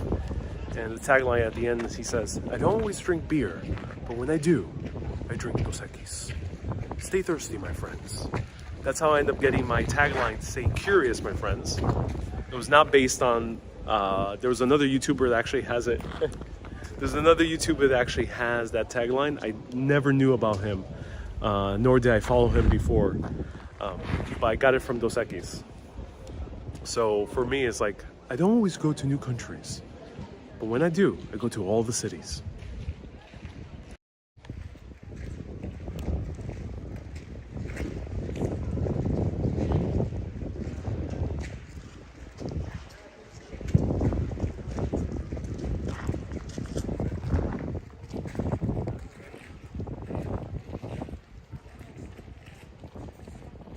David says, after living through Hurricane Ida in New York City, I would not live in a house like that. Yeah, New York has gone through some terrible times. Unfortunately, New York has not ever installed water defense, while the Netherlands has. We're a bit too comfortable with our natural defenses, which we are lacking because we've urbanized a lot of our waterfronts. And through those urbanization projects, we have not built defenses. We actually made it more more vulnerable to flooding, like the Lower East Side, Dumbo, Williamsburg, Brooklyn. But now, recently, New York has been hiring engineers from the Netherlands, actually, Dutch engineers, to build water defenses.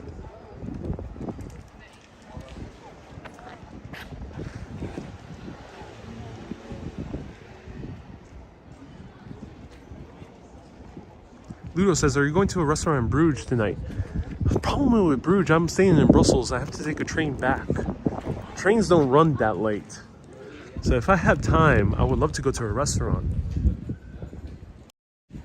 I mean, Ludo, if you have a personal connection, do let me know. Then I'll be curious. Like that pharmacy, that was awesome. So if you do have a personal connection, yeah, I might be keen on featuring a restaurant. I think I may have a little bit of time.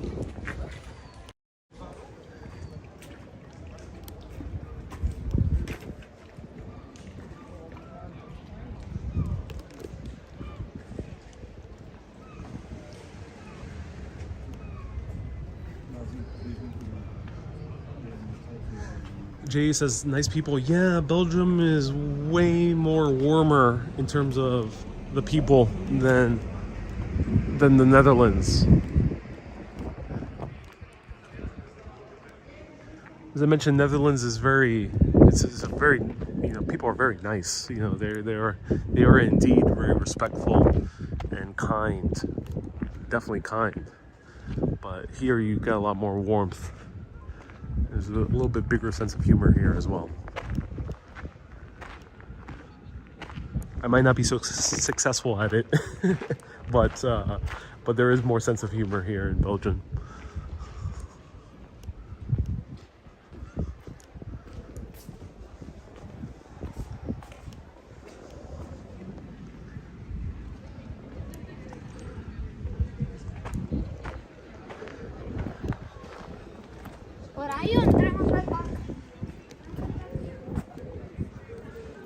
So this is the museum. We attempted to, no, this is the Museum of Bruges. They're right next to each other. The Fine Arts Museum and the Museum of Bruges. Is the cathedral closed? Oh, one has to enter into the Museum of Bruges in order to see the cathedral. That's a shame.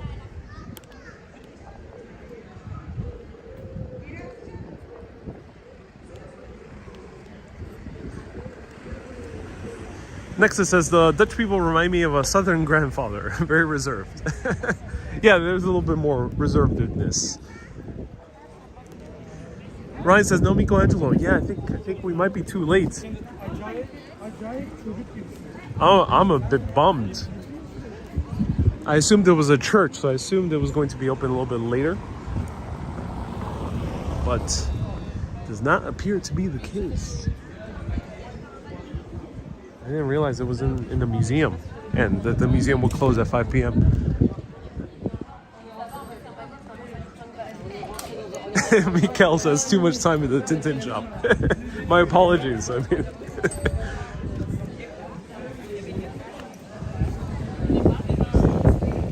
if you want to see sites, yes, research is needed. You can't always go with the flow if you want to see a specific thing.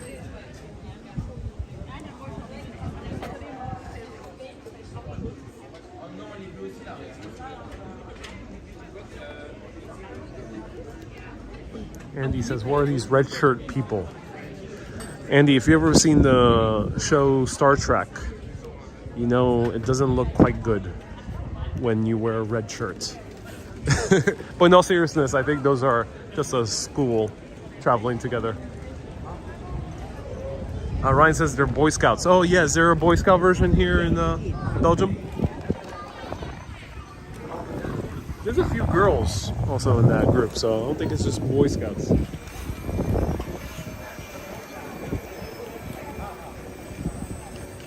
Renee says, never apologize for being a comic book geek. We are legion. I love that, Renee.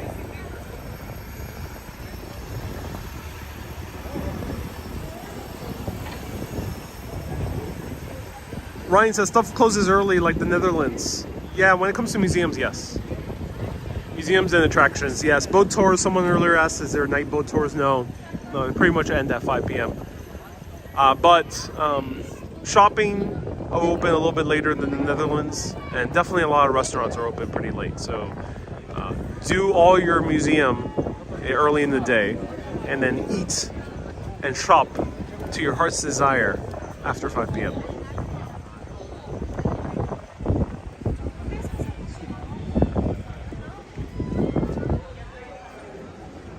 Mathilda says, how long do you plan your visits to, how long do you plan your visits in general? I don't know, I just plan it, that's a good question. I plan it just per, sometimes intuition. Sometimes I just feel like going for a place for 2 weeks or more. Like Ireland. I couldn't tell you what I was going to do in Ireland for a month.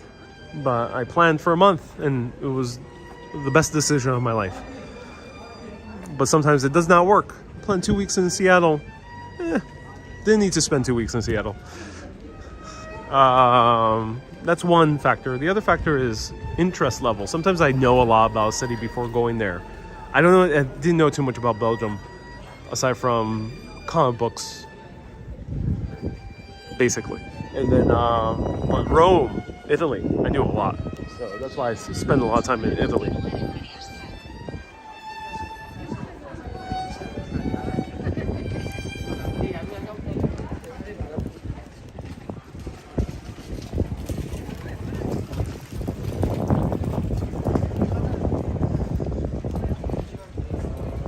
Chocolate line is open until 18:30. Ooh, cool. Thank you so much, Ludo.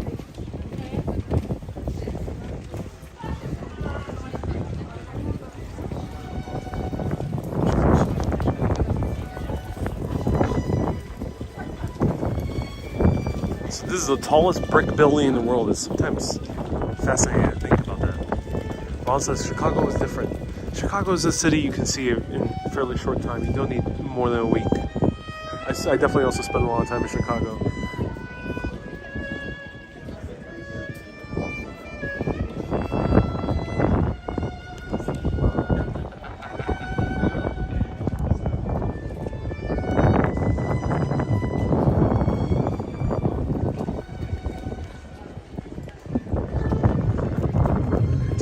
Asks, do I play any instruments? No, I only beatbox. But I only beatbox when I have a few beers in me. No beers, no beatbox.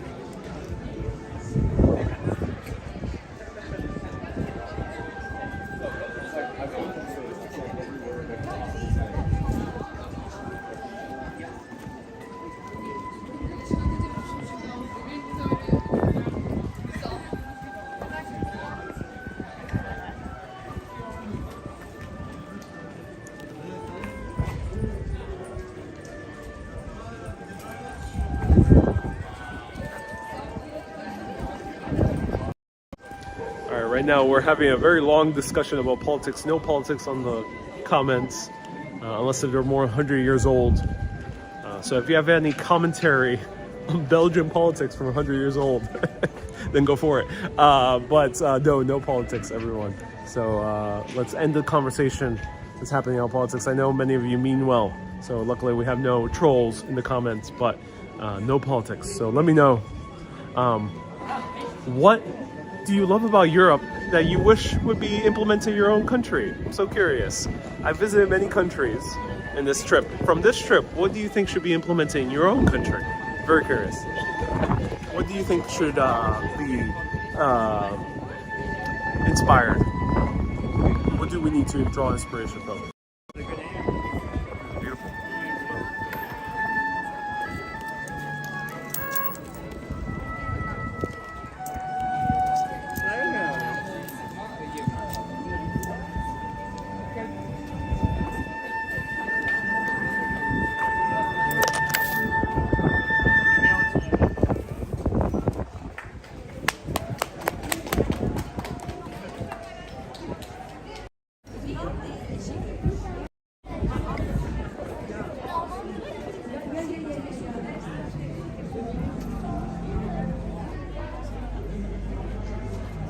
beautiful puppet.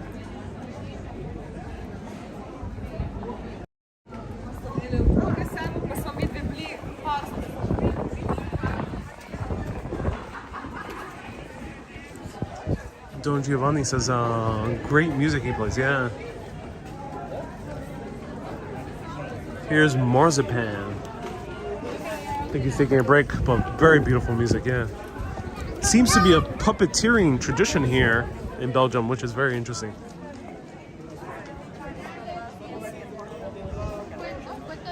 Oh, so Miss Fancy is interesting. Miss Fancy is from the Netherlands, which we just came from. There's a lot of things America could learn from the Netherlands. But Miss Fancy says the Netherlands can learn more about the easygoing nature, which you definitely have right next door here in Belgium. There's much more easygoing. That's fascinating, Miss Fancy. Thank you for letting us know. Ooh, waffle atelier. All right. All right, I guess if you're an atelier.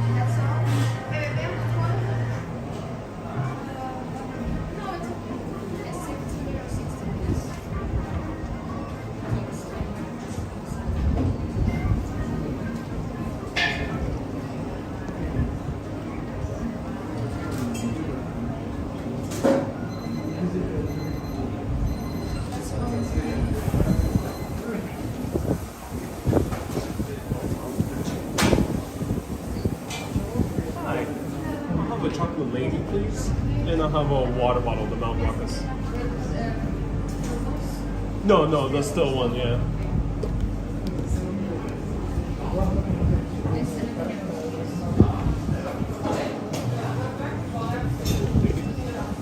And a whiskey as well.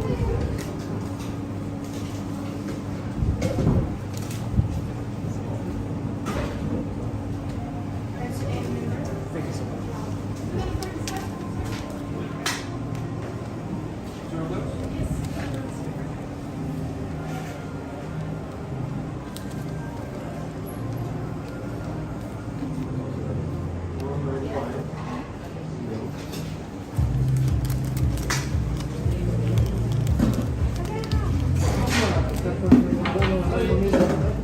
vieux.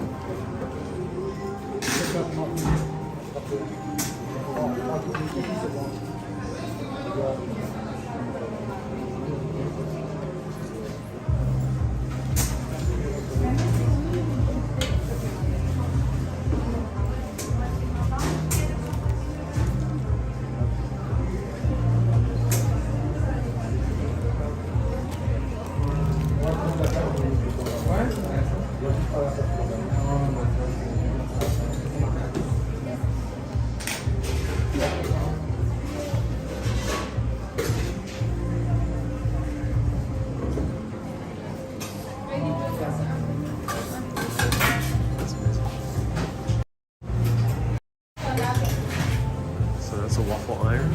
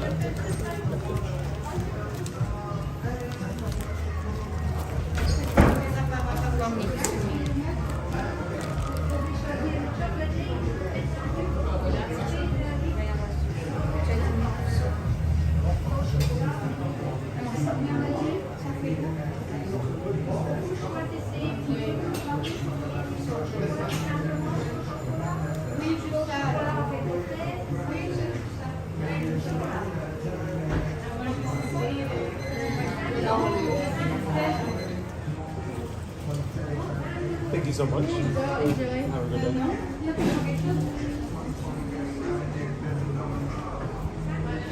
So here's the waffleier, the guy making the dough right behind us.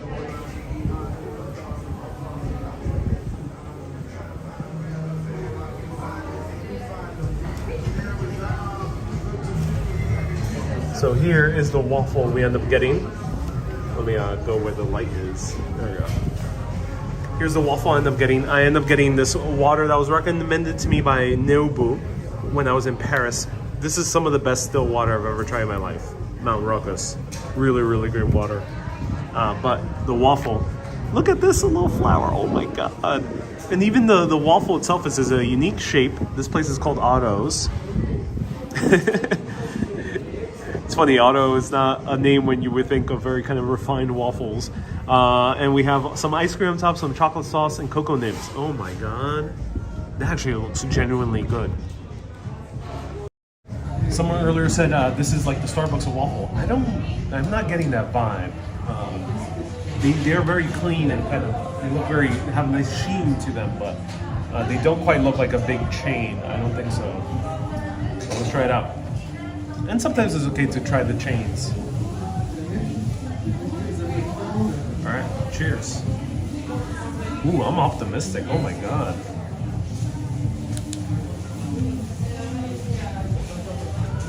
I gotta put my backpack down.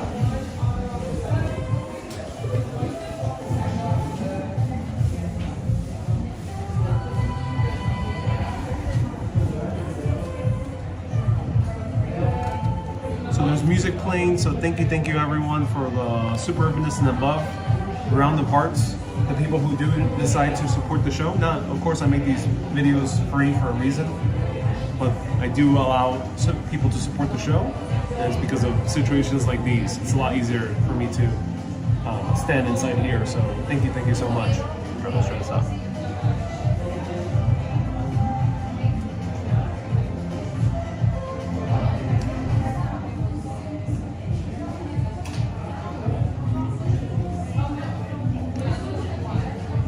Wow. Oh.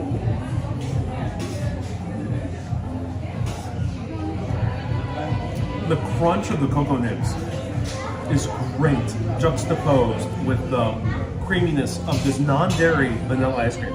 It's interesting. It's non-dairy. It's fascinating. I'm not sure what type of milk they're using, alternative milk. The waffle itself, wow, super fluffy, crunchy. I think the waffle might also be non-dairy. So this might be a wheat vegan waffle. But somehow it tastes really, really good.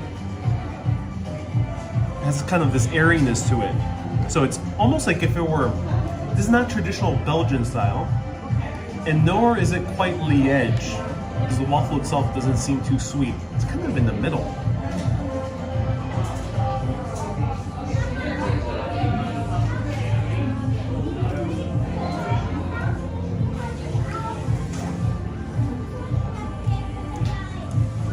Ludo asked, is this better than one Brussels? Yeah. Yeah, this one is. This one, rather than takes the cake, it takes the waffle. Wow, great crunch. Oh my God. This is the choice of toppings is exceptional, but the waffle itself, I can have it plain, and I have a feeling it will be amazing. So, look at that. Let's find you a better shot. The sign says oat waffles. Oh no. Alright. Oat doesn't always bode well with me, so wish me luck. Look at that. Wow.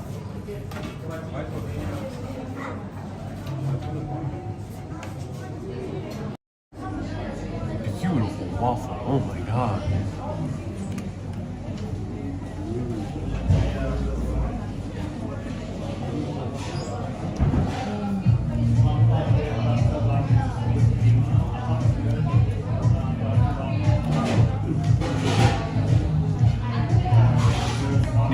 Try Otto's place in Oakland.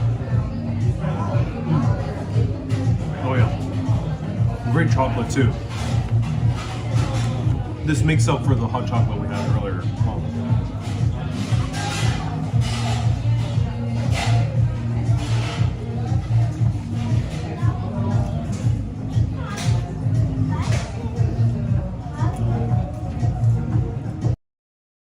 Please send me a bite through the screen.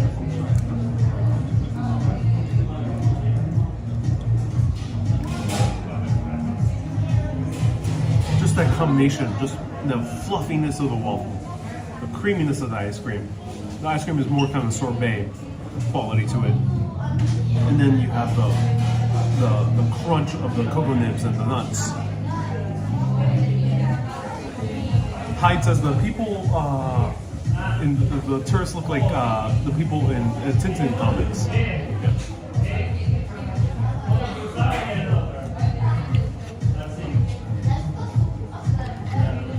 Oh, I'm so happy I'm having this. Wow.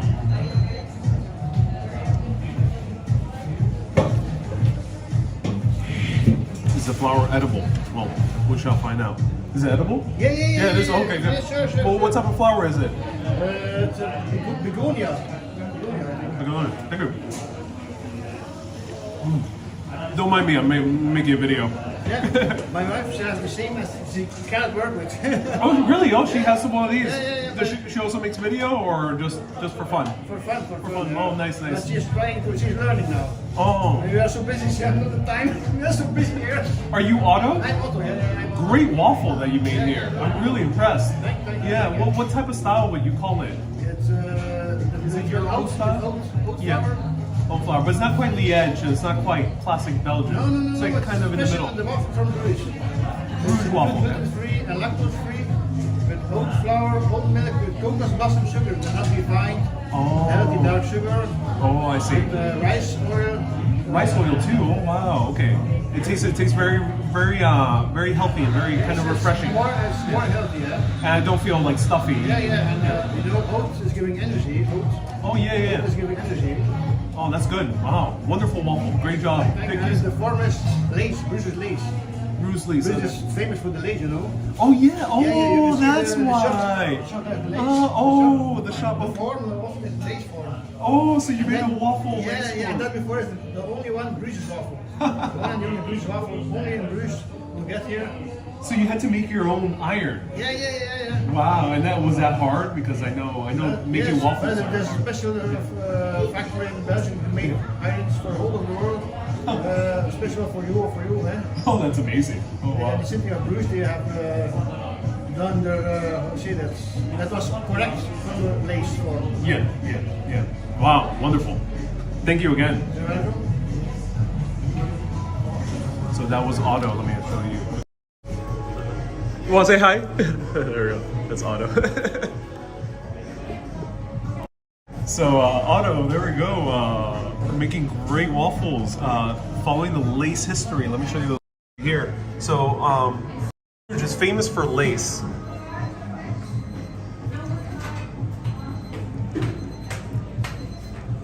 And he made the waffle in the shape of lace. So you use all natural ingredients. So it's vegan, gluten-free. Fascinating. That is awesome.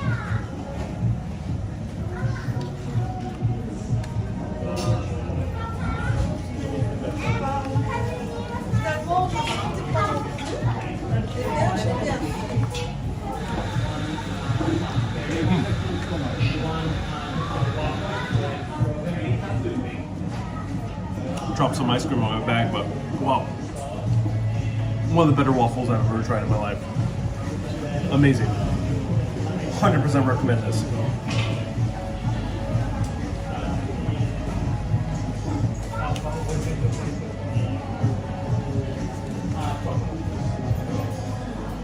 Maria says, beautiful lace in waffle form. Yeah, I wish I could show you the waffle raw. They do sell it raw. I mean, not raw, but like without any toppings. Because I think it will still be good without any toppings. So you can buy without toppings to see the full lace format. Definitely recommend this. 100%.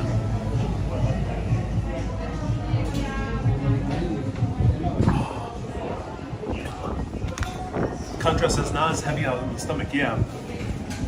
And oats, the problem is in the US sometimes oats are not made the best way. So they cause inflammation, at least for me.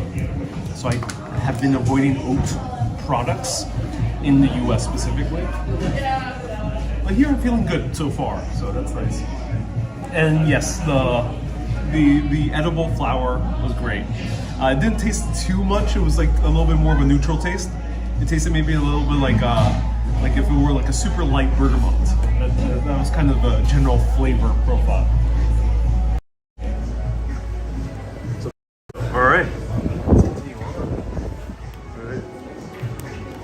a good day.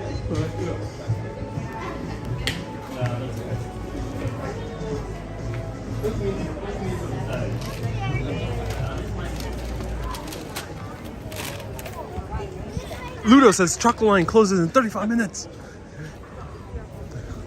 Ludo, thank you so much. Where's the chocolate line in respect to Otto's waffles? Wow.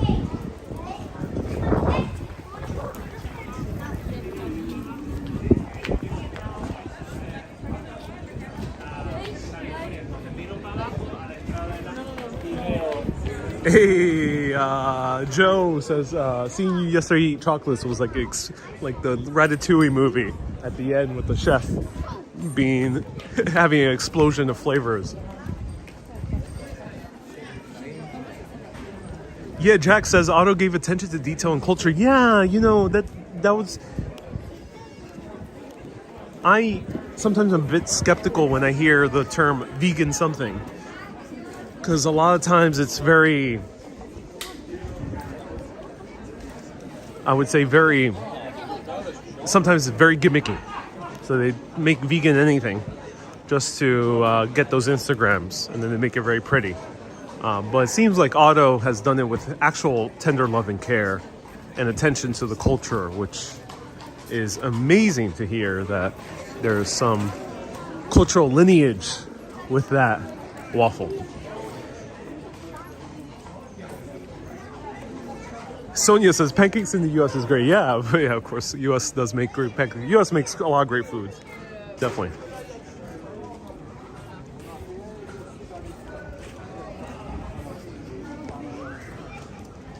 Morgan says I'm still vibing off the Coldplay. Yeah, I mean the videos are up for a few more hours, so check out my Coldplay snippets on Instagram stories. Axie says, can we see your passport, please? Axie, are you immigration?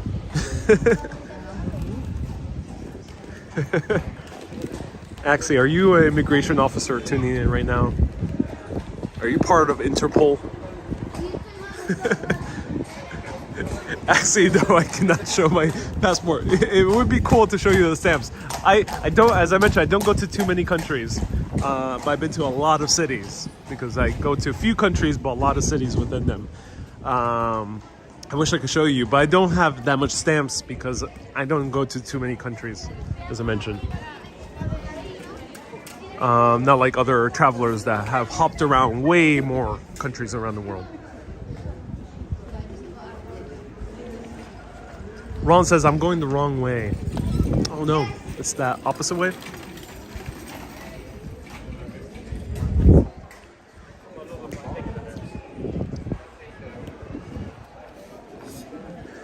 Axie says, okay, you're right. My bad. No worries, Axie.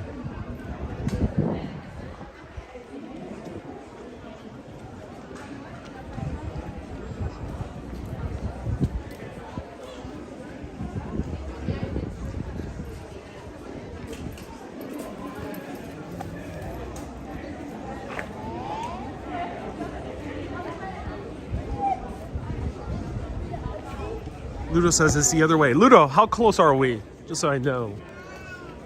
Walking. I'm very curious. Are we close? Christy says, are you going to Antwerp? I unfortunately do not have time to go to Antwerp or Ghent. I'll tell you that now. I am saddened that I can't really show you those two cities because I'm sure those two cities, judging by Bruges and Brussels, I'm sure that those two cities would have been wonderful to visit. Tomorrow's my last day in Belgium. I will be going live at 3 p.m. to do like a philosophical chat, maybe / wandering. But there will be a Q&A section. And then I'm meeting up with 2 fellow Belgian urbanists that are really cool. I'll be meeting up with them before. So no, I won't have time to go to other cities.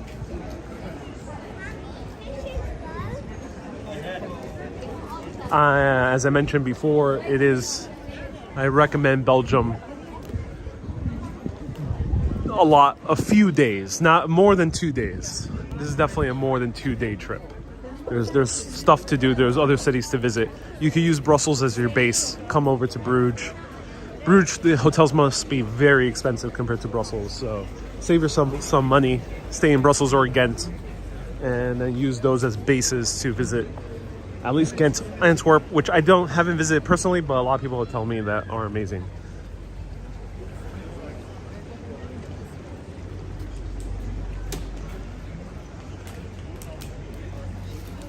And where am I going next trip? Oh, I can't tell you. Is your Airbnb in Belgium expensive? I will be posting a video. I still have yet to post the Rotterdam hotel. Stay tuned.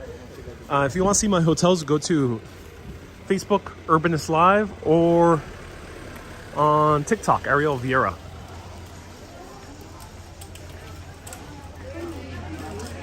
Okay, so where is... Sorry, a lot of people are commenting, so Ludo's comments might have been buried. So if Ludo has commented something, if people can repeat it, I would be so grateful. Especially the moderators.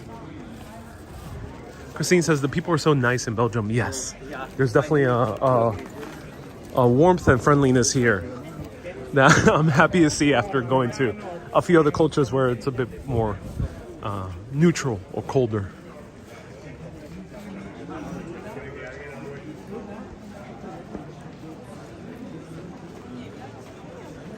Ludo says after the church, go straight is the square. Okay.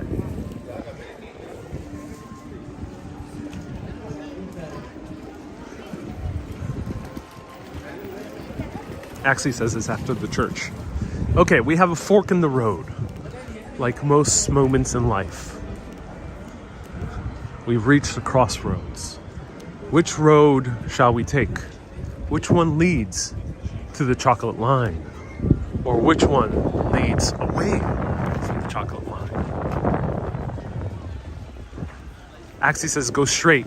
I mean, there's a lot of straights here. I assume straight is here. Barrett says, have you seen the film in Bruges? Yeah, I saw it in the movie theater. Granted, that was about 10 years ago, because I think the movie came out 10 years ago. I did not like it when I saw it. I do recognize that as a well-made film. Not my personal favorite, though. So I've never seen it again. I don't really like the movies of that playwright slash screenwriter slash director. Forgot his name. I think his name is McDonough? Miss Lob says, no, the other straight.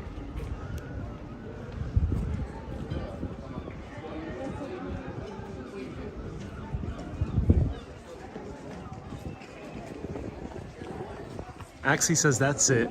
Ludo says also that's it. But Miss Lob says no. So which one is it? Was it one straight or was it the other straight? I think we are right now in dire straits because we don't know where the chocolate shop is. Susan says also straight ahead. Ludo says, yes, you're okay now. There's a square shop on the left side. All right, Ludo. 22 minutes and counting. Will we make it in time to the chocolate line? Stay tuned. Is it Delpa? It's not this one, right? No, they just closed. No, look at that. Oh, closed. Oh, no. All right. One is closing after the other. Will we make it? Stay tuned on the next episode on Urbanist. Keep being awesome and always keep on exploring. Have a great day, everyone. Bye-bye. No, I'm joking around. No cliffhangers here on these live videos. This is not Dragon Ball Z.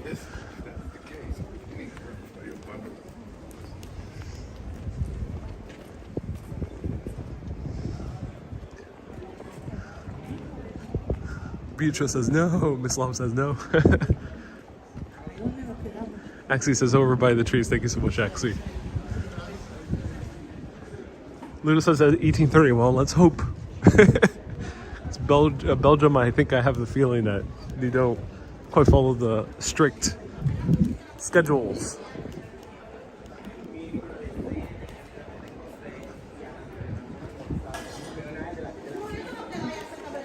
So Ludo, do let me know, because this is going to be our last stop. is the chocolate line. This is a gorgeous city. There's a lot more stuff to do. If I find something else to show you, I will. So put on your notifications just in case. But if anyone has food recommendations here, I will be very curious. All right, chocolate line. By the trees. So there's trees. I'm trying to smell chocolate, but the only thing I smell is beer. Left by the trees, okay. Are you saying that the trees have left, or that we have to stand left by the trees? Is that right?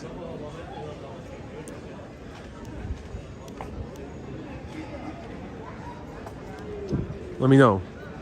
Am I right by going left?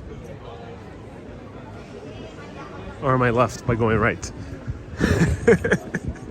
I'm joking around. Here it is, the chocolate line. This is one of the more famous chocolatiers in Bruges, Dominique Person. Apparently, he doesn't take too many profits. He gives those profits back to the farmers. Let's see. We have pop music happening.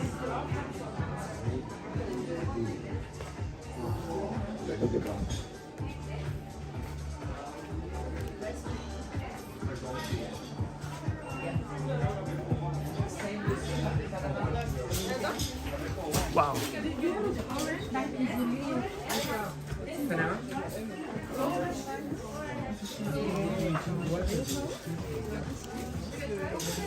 Oh my god, it's so full.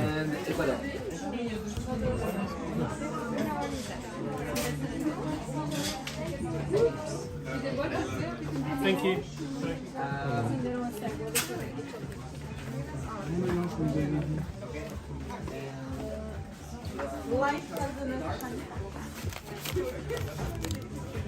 Oh wow, he makes his own chocolate bars. Huh. That's interesting. Oh, chocolate pills. You need to heal a headache, just have a few of these. Pop them up.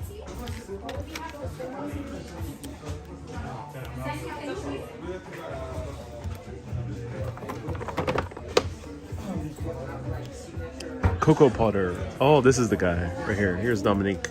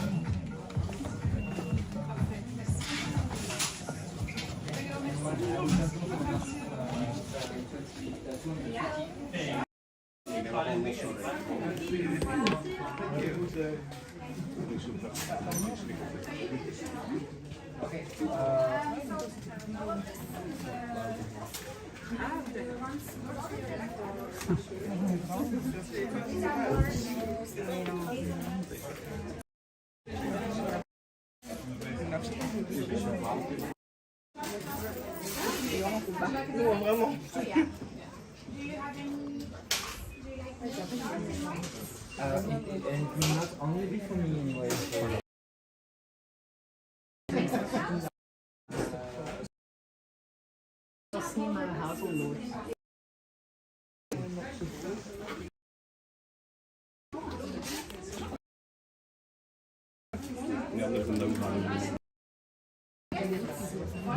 No, it will be to share with friends.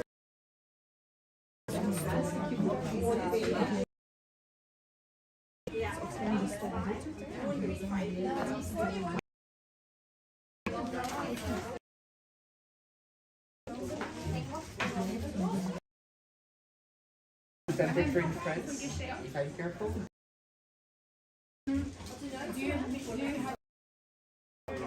I will try to. Do you go by car? I think so. The train. Maybe. I would put it in there. 75 cents. And if back as well.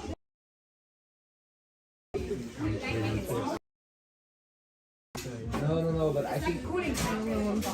That would help as well. Ah, yes, maybe the. No, I don't feel like this anyway. I don't have so much weight, so.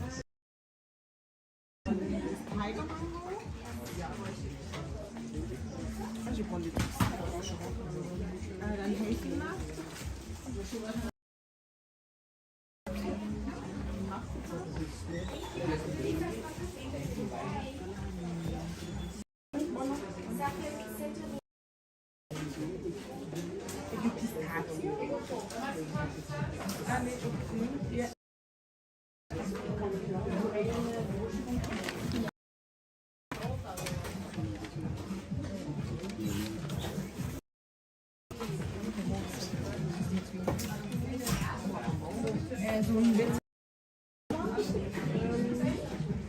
Die witte. Ja. Hier die voorste. Hier daarachter. Ja.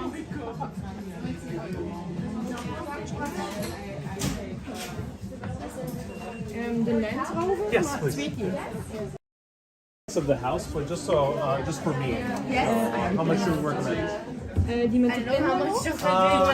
Let's have 6, please. I have A a little box bit more. of 3 and a box of 8. 8. 8. That'll be perfect.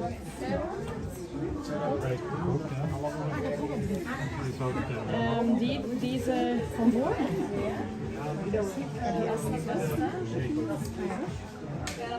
I'll have just one of the red lips and the just one single origin, and then the rest you can choose. Do you have a single origin chocolate?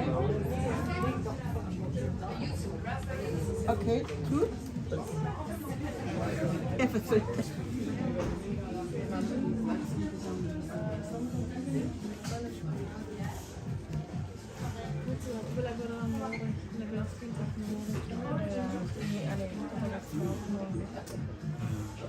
And then the rest you could choose. Yeah. Thank you so much. With alcohol is okay. White. Yeah, I prefer. I'll try dark. More dark? More dark. Yeah.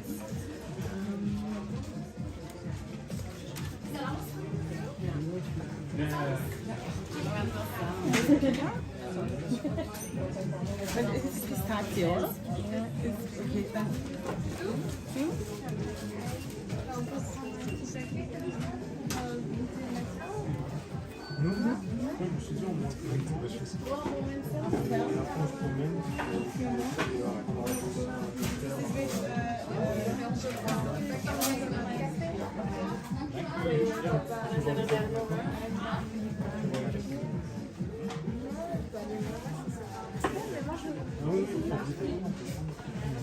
Yeah, that's all. Thank you so much. No problem. 920, please. MSP.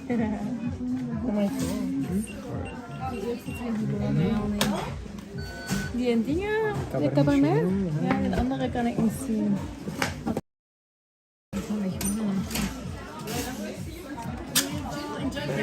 Thank you so much. I'll give him.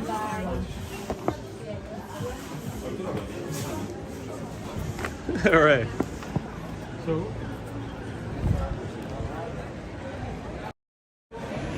What's a single origin chocolate? That's Jacob. It's so chocolate, just like coffee. Usually, they would take a blend of different chocolate beans, or sometimes it's just business. So in terms of business, they just don't want to just buy from one farm, so they buy a little bit from a different farms and make their own blend, and then you have a blend of chocolates. Same thing with coffee. That is much more rare in wine. That really doesn't happen in wine too much, but it's normal in coffee and chocolate world. So it's chocolate shops in Belgium, especially the very good quality ones, have their single. That's not the case everywhere, but especially these more newer chocolatiers definitely have single origin. The benefit of single origin is that you'll taste the finer notes of that particular chocolate bean. Really, the only other place that does single origin chocolates frequently is Mexico. Oh, so here's the box. Look at how the box opens. Oh my god, it's like a Charlie and the Chocolate Factory. It's 100% cacao. Single origin is not necessarily denoting the percentage of cacao. So it could be, you can have a single origin milk chocolate if you want to. But usually they do come dark. But not 100%. No, all the time.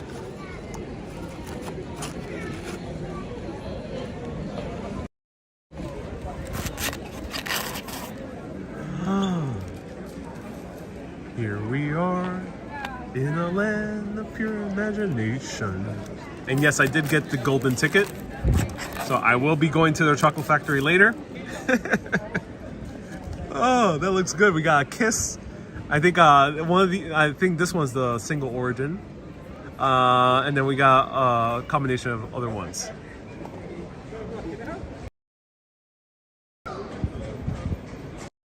So I can't eat all of these, but I can eat 4 of them.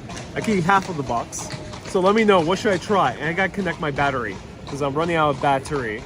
So if you want me to hook up my battery so I can do this chocolate tasting and end this live stream with a chocolate bang, then do let me know. Just end the live video right now. If you're okay, if you saw everything you needed to see. The end button is like right there in my screen. I can end it. Otherwise I can hook up. Let me know. I got too much stuff in my bag. I got like 3 water bottles. I got water. I got single origin waters from everywhere.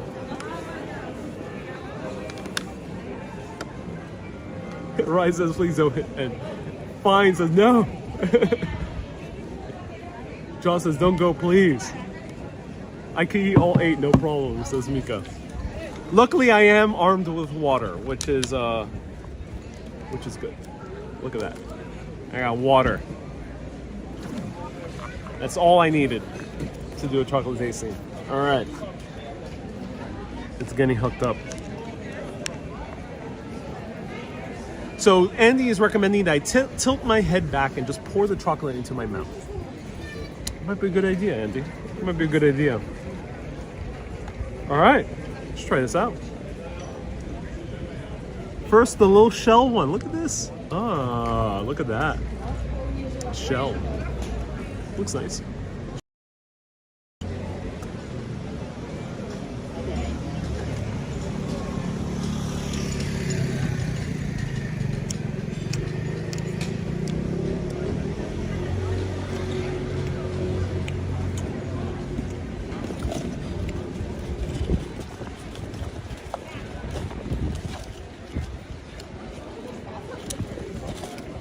Rosalba says 1 bite of each. All right. I could do 1 bite of each. Let me know. Too liquid. It is good. A lot of these chocolates you do have to bite it in 1 bite.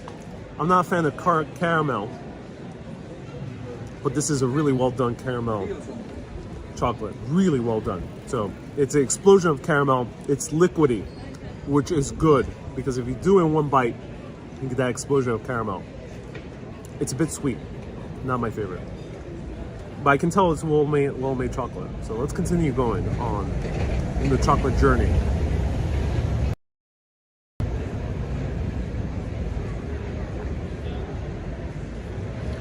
It's so weird.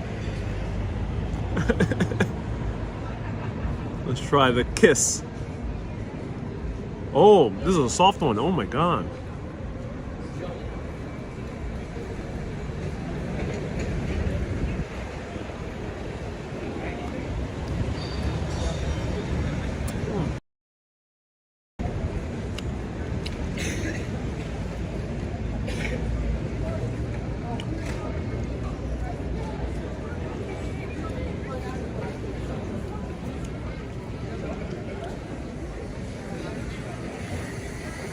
guy likes his sweetness. I'm not a fan of sweetness. Not too sweet, but this is sweet. But it's good. I'm a fan of the not so sweet chocolates. Yeah, this is a sweet. Doesn't quite hit American sweetness level though. So it had a very nice kind of raspberry, kind of strawberry. It was one of those raspberry essence. It was really good.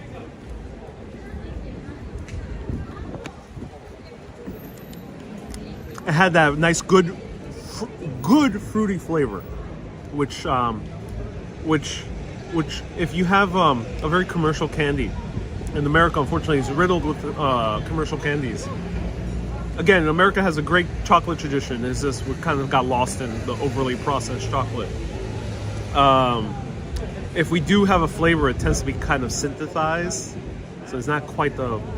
You don't actually. It doesn't taste like real strawberries. It tastes like strawberry adjacent.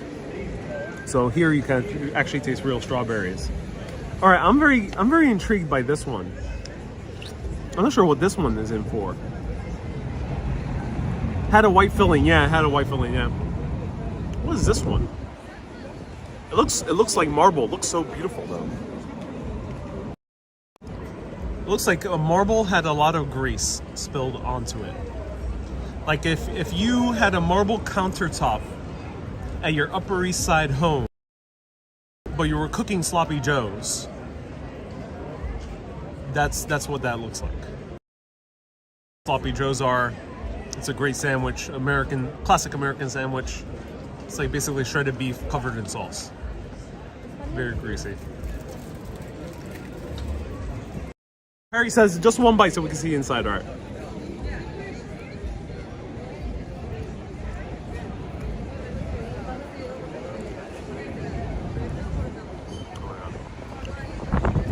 Oh yeah. This one, okay. Dominique did not go too crazy with the sugar with this one. Look at that. Ooh. It's raspberry caramel and yuzu. I love yuzu. Really great combination. This caramel to me is more appetizing. Again, it's well-made caramel. I'm not a fan of caramel, so I may not like it, but I can recognize that it's good caramel. But this one makes the caramel much more appealing to me. So I like the raspberry and the yuzu. Ooh, that's a good combination. Mmm. Mmm. Mmm.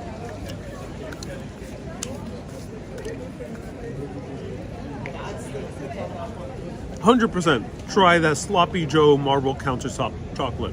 Really good. All right.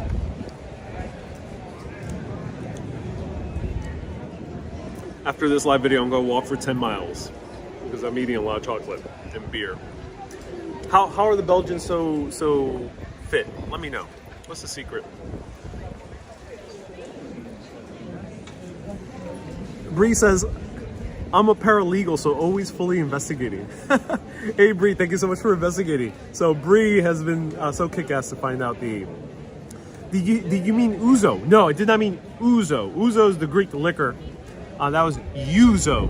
Yuzo is a Korean fruit. Hard to import. I think it's kind of illegal to bring into the US. It's very difficult. So usually it's like yuzu essence. I'm not sure how they get the yuzu, but most around the world they don't actually use fresh yuzu. They do end up getting some type of concentrate. I'm not sure how they do it, but it's Korean. It's frequently used in Korean soju drinks, so it is used with liquor, and it's used with ice cream, used with shaved ice. So let's try this one. What do you think this is?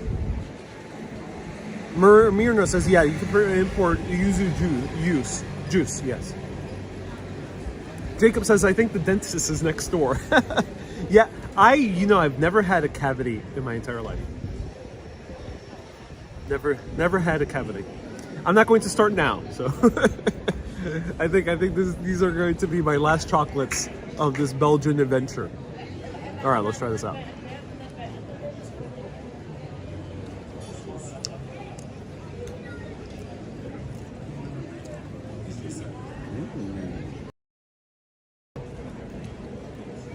Floral, very floral.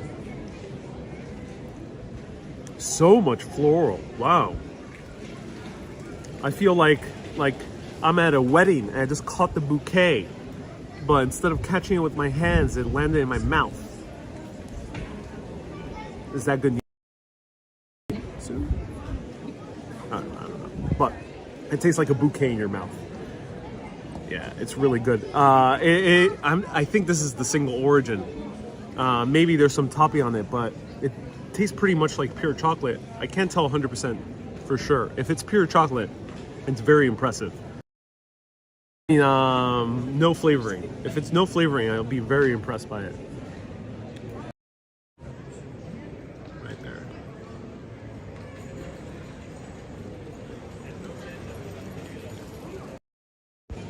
Kay says, is it lavender? No, the floral quality of this is well, bergamot is not, but it tastes like that kind of quality of bergamot.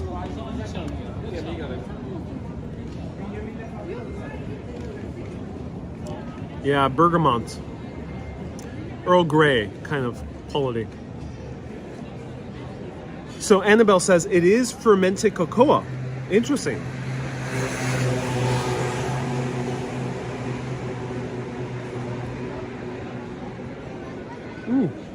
Jay says, is it almonds?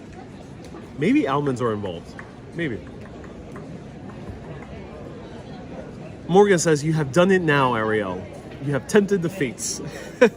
Is it rose water? No, not floral, not quality. More like a Earl Grey floralness. Yeah, more that type of floralness. More bergamonty.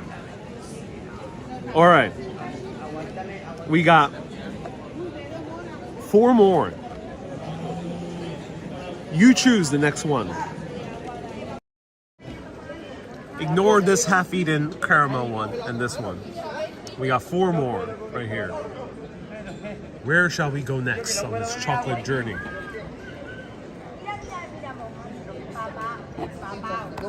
We got a red one, we got this one, we got this orangey one, and we got a skull. Oh my god.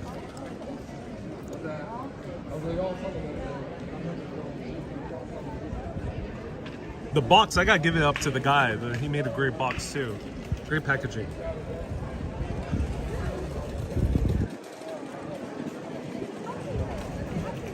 The dark bowl. So, ladies and gentlemen, let's try the skull. And no, I'm not saying cheers in Danish or Swedish. This is the skull. I have no idea what the skull is. I am very intrigued.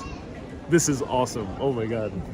This, I always wanted to try a death metal chocolate. Maybe this guy's a metal fan. Maybe, who knows? Maybe Dominique actually rocks to death metal as he's working in this chocolate factory, whipping away that milk chocolate concoctions. That's how I imagine Dominique.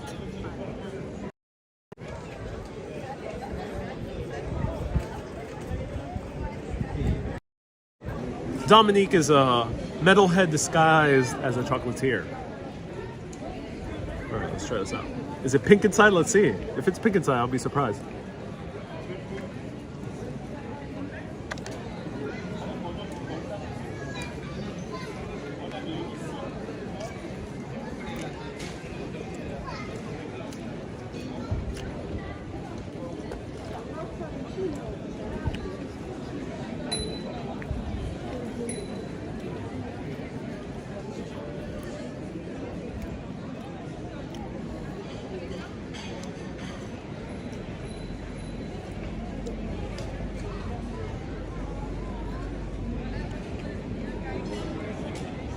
I don't know.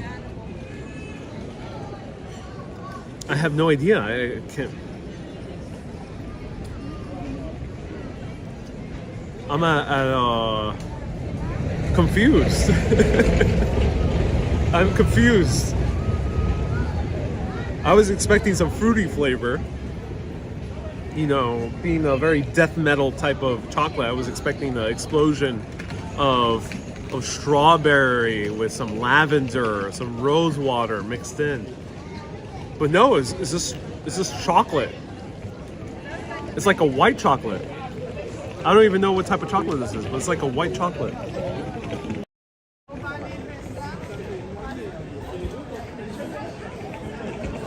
Yeah, it's a white chocolate. No licorice. It's just straightforward chocolate taste.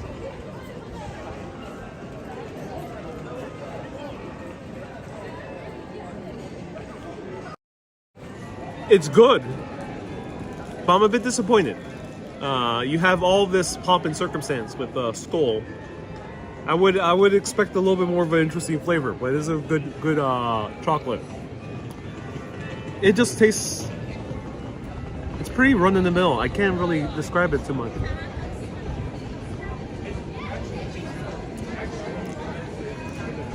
Okay, Dominique, I see what you did here.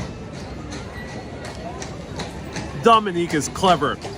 This guy is clever as F. I take one bite and it's oozing red.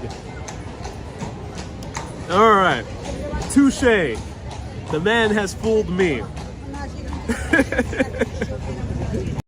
White chocolate in the front, but in the back, that's where all the brains are. By brains, it's like a raspberry. It's like a raspberry sauce. Nice touch. Miss Lobs at her right. Nice touch. All right, Dominique, you win this one. If you don't know who Dominique is, he's the chocolatier. I don't know him personally, but I feel like I do. After having all these chocolates, I feel like we have a bond together with Dominique. So that's very unique. Now I approve of this chocolate. I love my raspberry flavors. They're really good. Great raspberry flavors. Wow. Oh my god. And outside is like very dark chocolate. Almost black. Ooh, thank you so much, Ludo. So Ludo has investigated. Ludo says it was blueberry, raspberry, hazelnut, praline, violet, nougatine. I can really only taste the raspberry, but thank you so much for letting us know about the other flavors. I definitely don't really taste blueberry here. Hazelnut is very subtle. Very, very subtle. Christine says I was thinking more of liquors. Tanita says that was creative. Yeah, it was. All right. Let's try this one. Name of the chocolate is Deadly Delicious, says Ludo. Oh, that's very clever of him. Very, very clever. Let's try. Somewhat red one.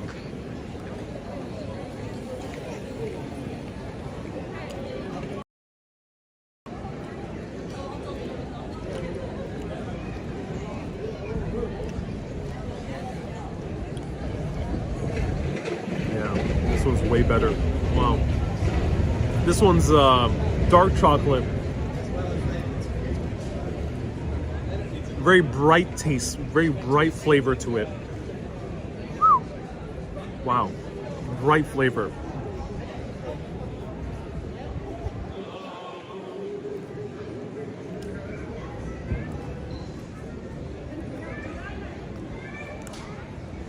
My mouth is alive with the sound of music. Wow, that's so good. This is a really good chocolate. I do enjoy this one. I'm not sure what this one is. This might be also the single origin, and this might be pure chocolate. No flavor in it. But it's done really, really well. We got two more. So Bree is doing more investigation. It says, regarding Dominique, in the beginning, he was known as an with his crazy creations. A lot of people were against it. But after all those years, the opposite is true. Thank you with so much Bree. So it seems like Dominique is a bit of a provocateur. A man going against the establishment of the chocolate tradition of Belgium. Defiantly making brains and skulls out of chocolate. But he does like his sugar though. So let's try this one. This one I think is going to have actual cookie in it. Oh, no cookie. Oh. Oh. Oh. Lulu says Dominique is a good guy, I'm sure. I'm sure he's a good guy. Oh. That's, oh my god.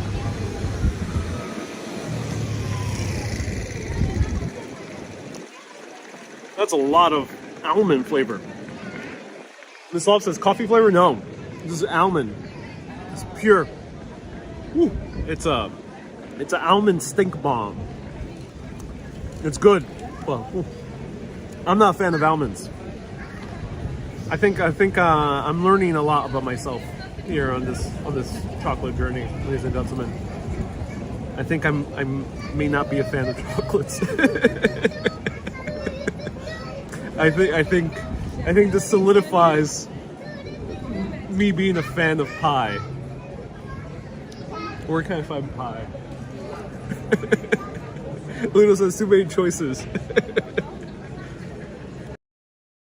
My mouth is numb from all the sugar. Borat says, take it like a man. Borat. Take a pie like a man. Borat, that's for sure.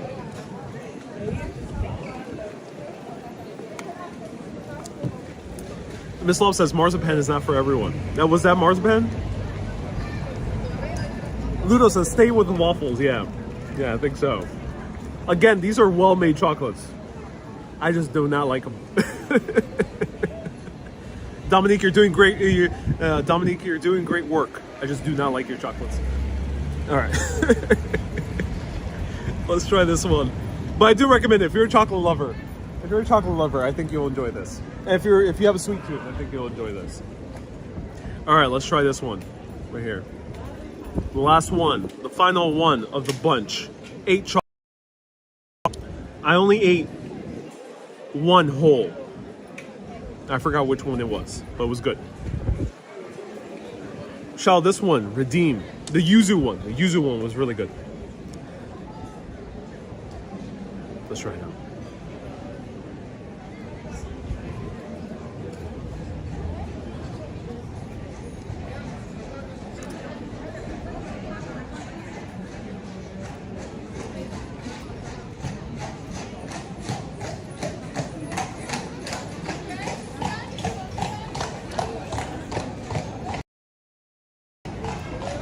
Nice. Does these have alcohol, Perry? I think she might have included one with alcohol. I did not really taste it. The zoo one was alcohol infused, but none of them tasted that boozy. You sometimes find ones that are boozy. Orange does come through here. It does come through, yeah. It does come through, but it's okay. I don't really like orange with chocolate. Orange, I think, only fits well as juice or cannolis with the zest. Or a peel on the Negroni. Good chocolate, too. But they're very sweet. All right. Was chocolate lime. I do recommend it for sweet tooths out there. It is definitely the sweeter from the ones we've tried. My personal favorite from the 4 ones I've tried. And I think that's all the chocolate I'm gonna feature on this show because I've had enough. But out of the 4 I've tried, I would recommend which is really good. That one, I think they really balance the flavors really well. It's not too dependent on sweets, on sugar. And then you have the Marcolini. Marcolini. That one, that guy is just is so well refined. Refined. It just tastes decadent. And that's what I like about Marcolini. Mary's and this one skews more on the sweeter side. They're not as crazy sweet as an American candy bar, luckily, but they do skew on the sweeter side. So it's not my personal favorite. So those are the two ones I recommend. So watch the previous two videos in Brussels that you'll check out. What was the first one? St. Catherine in Brussels. You can check that out in my admiring architecture video of Brussels that I did yesterday. Janet also broke. St. Catherine. That was featured in the first video I did of Brussels, which was admiring the architecture of Brussels. And I featured that chocolate shop broadcast. I would have something with less crazy flavors, says Susie. Yeah, you know, when I asked the attendant here about single origin, she did not know what I meant. So these guys don't seem to be put too much importance on the single origin. They tend to be a little bit more wilder with their choice. But I think they're depending too much on sugar. You should let the flavors speak for themselves, in my opinion, when it comes to chocolates. It doesn't need to be about the sugar. So that is experience of Bruges. I hope you enjoyed it. This is a gorgeous city. Highly recommend coming here. There's so many things to do. Definitely early in the day so you can enjoy some of the museums. Contrast says St. if I'm correct, but you can see it in the admiring architecture video. Luciano from Argentina, bienvenidos. Ludo says he has a... Yeah, fortunately the lady behind the counter did not really know what I meant. They pick what tourists like, says Andy. Yeah, I guess so. But all of them were more on the sweeter end, so...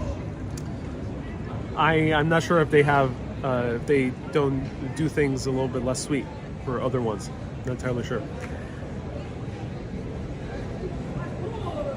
And Jay says test chocolates. They have their own chocolate farm in Mexico. That is interesting.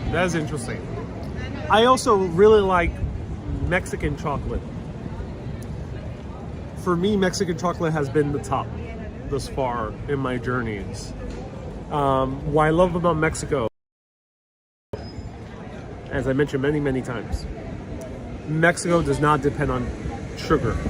Some chocolates altogether barely have any sugar, and they're naturally sweet. Very fascinating chocolate in Mexico, and I do recommend trying. Really great chocolate country. Timpton and Smurfs were a highlight. Beatrice says, I love this town. Bruges is not so far away from me, says Debbie. Time to revisit. Yeah, if you're a Netherlander, if you're a Dutch, yeah, you can do this as a day trip. It'll take you about like 2 hours if you're in Rotterdam or in Amsterdam. Maybe 3 hours, but I think it's worth coming over here. All right, I'm gonna go find some food before I have to head back on the train, consumed and overrun by children running amok, screaming and banging everywhere. So in order to satiate my hunger for actual savory foods, in order to feel calmer before I endure the 7 circles of hell, the train back to Brussels, I will be indulging in some beer or something like that here. So if you have any recommendations, do let me know in the comments after this live video. Ludo left a €5 super chat, says thank you for the tour in Bruges. Ludo, thank you for introducing us here and also the pharmacy. Really cool. Everyone, thank you so much for tuning in. I'll see you back tomorrow at 3 p.m. for a bonus Q&A video. Keep being awesome and always keep on exploring. Mary left a €5 super chat, $5 super chat. Thank you so much, Mary, Maria, and Ludo. Thank you. Everyone, as they say in Belgium, au revoir, but we are in Flanders territory, so tot ziens. Tot ziens. Bye-bye.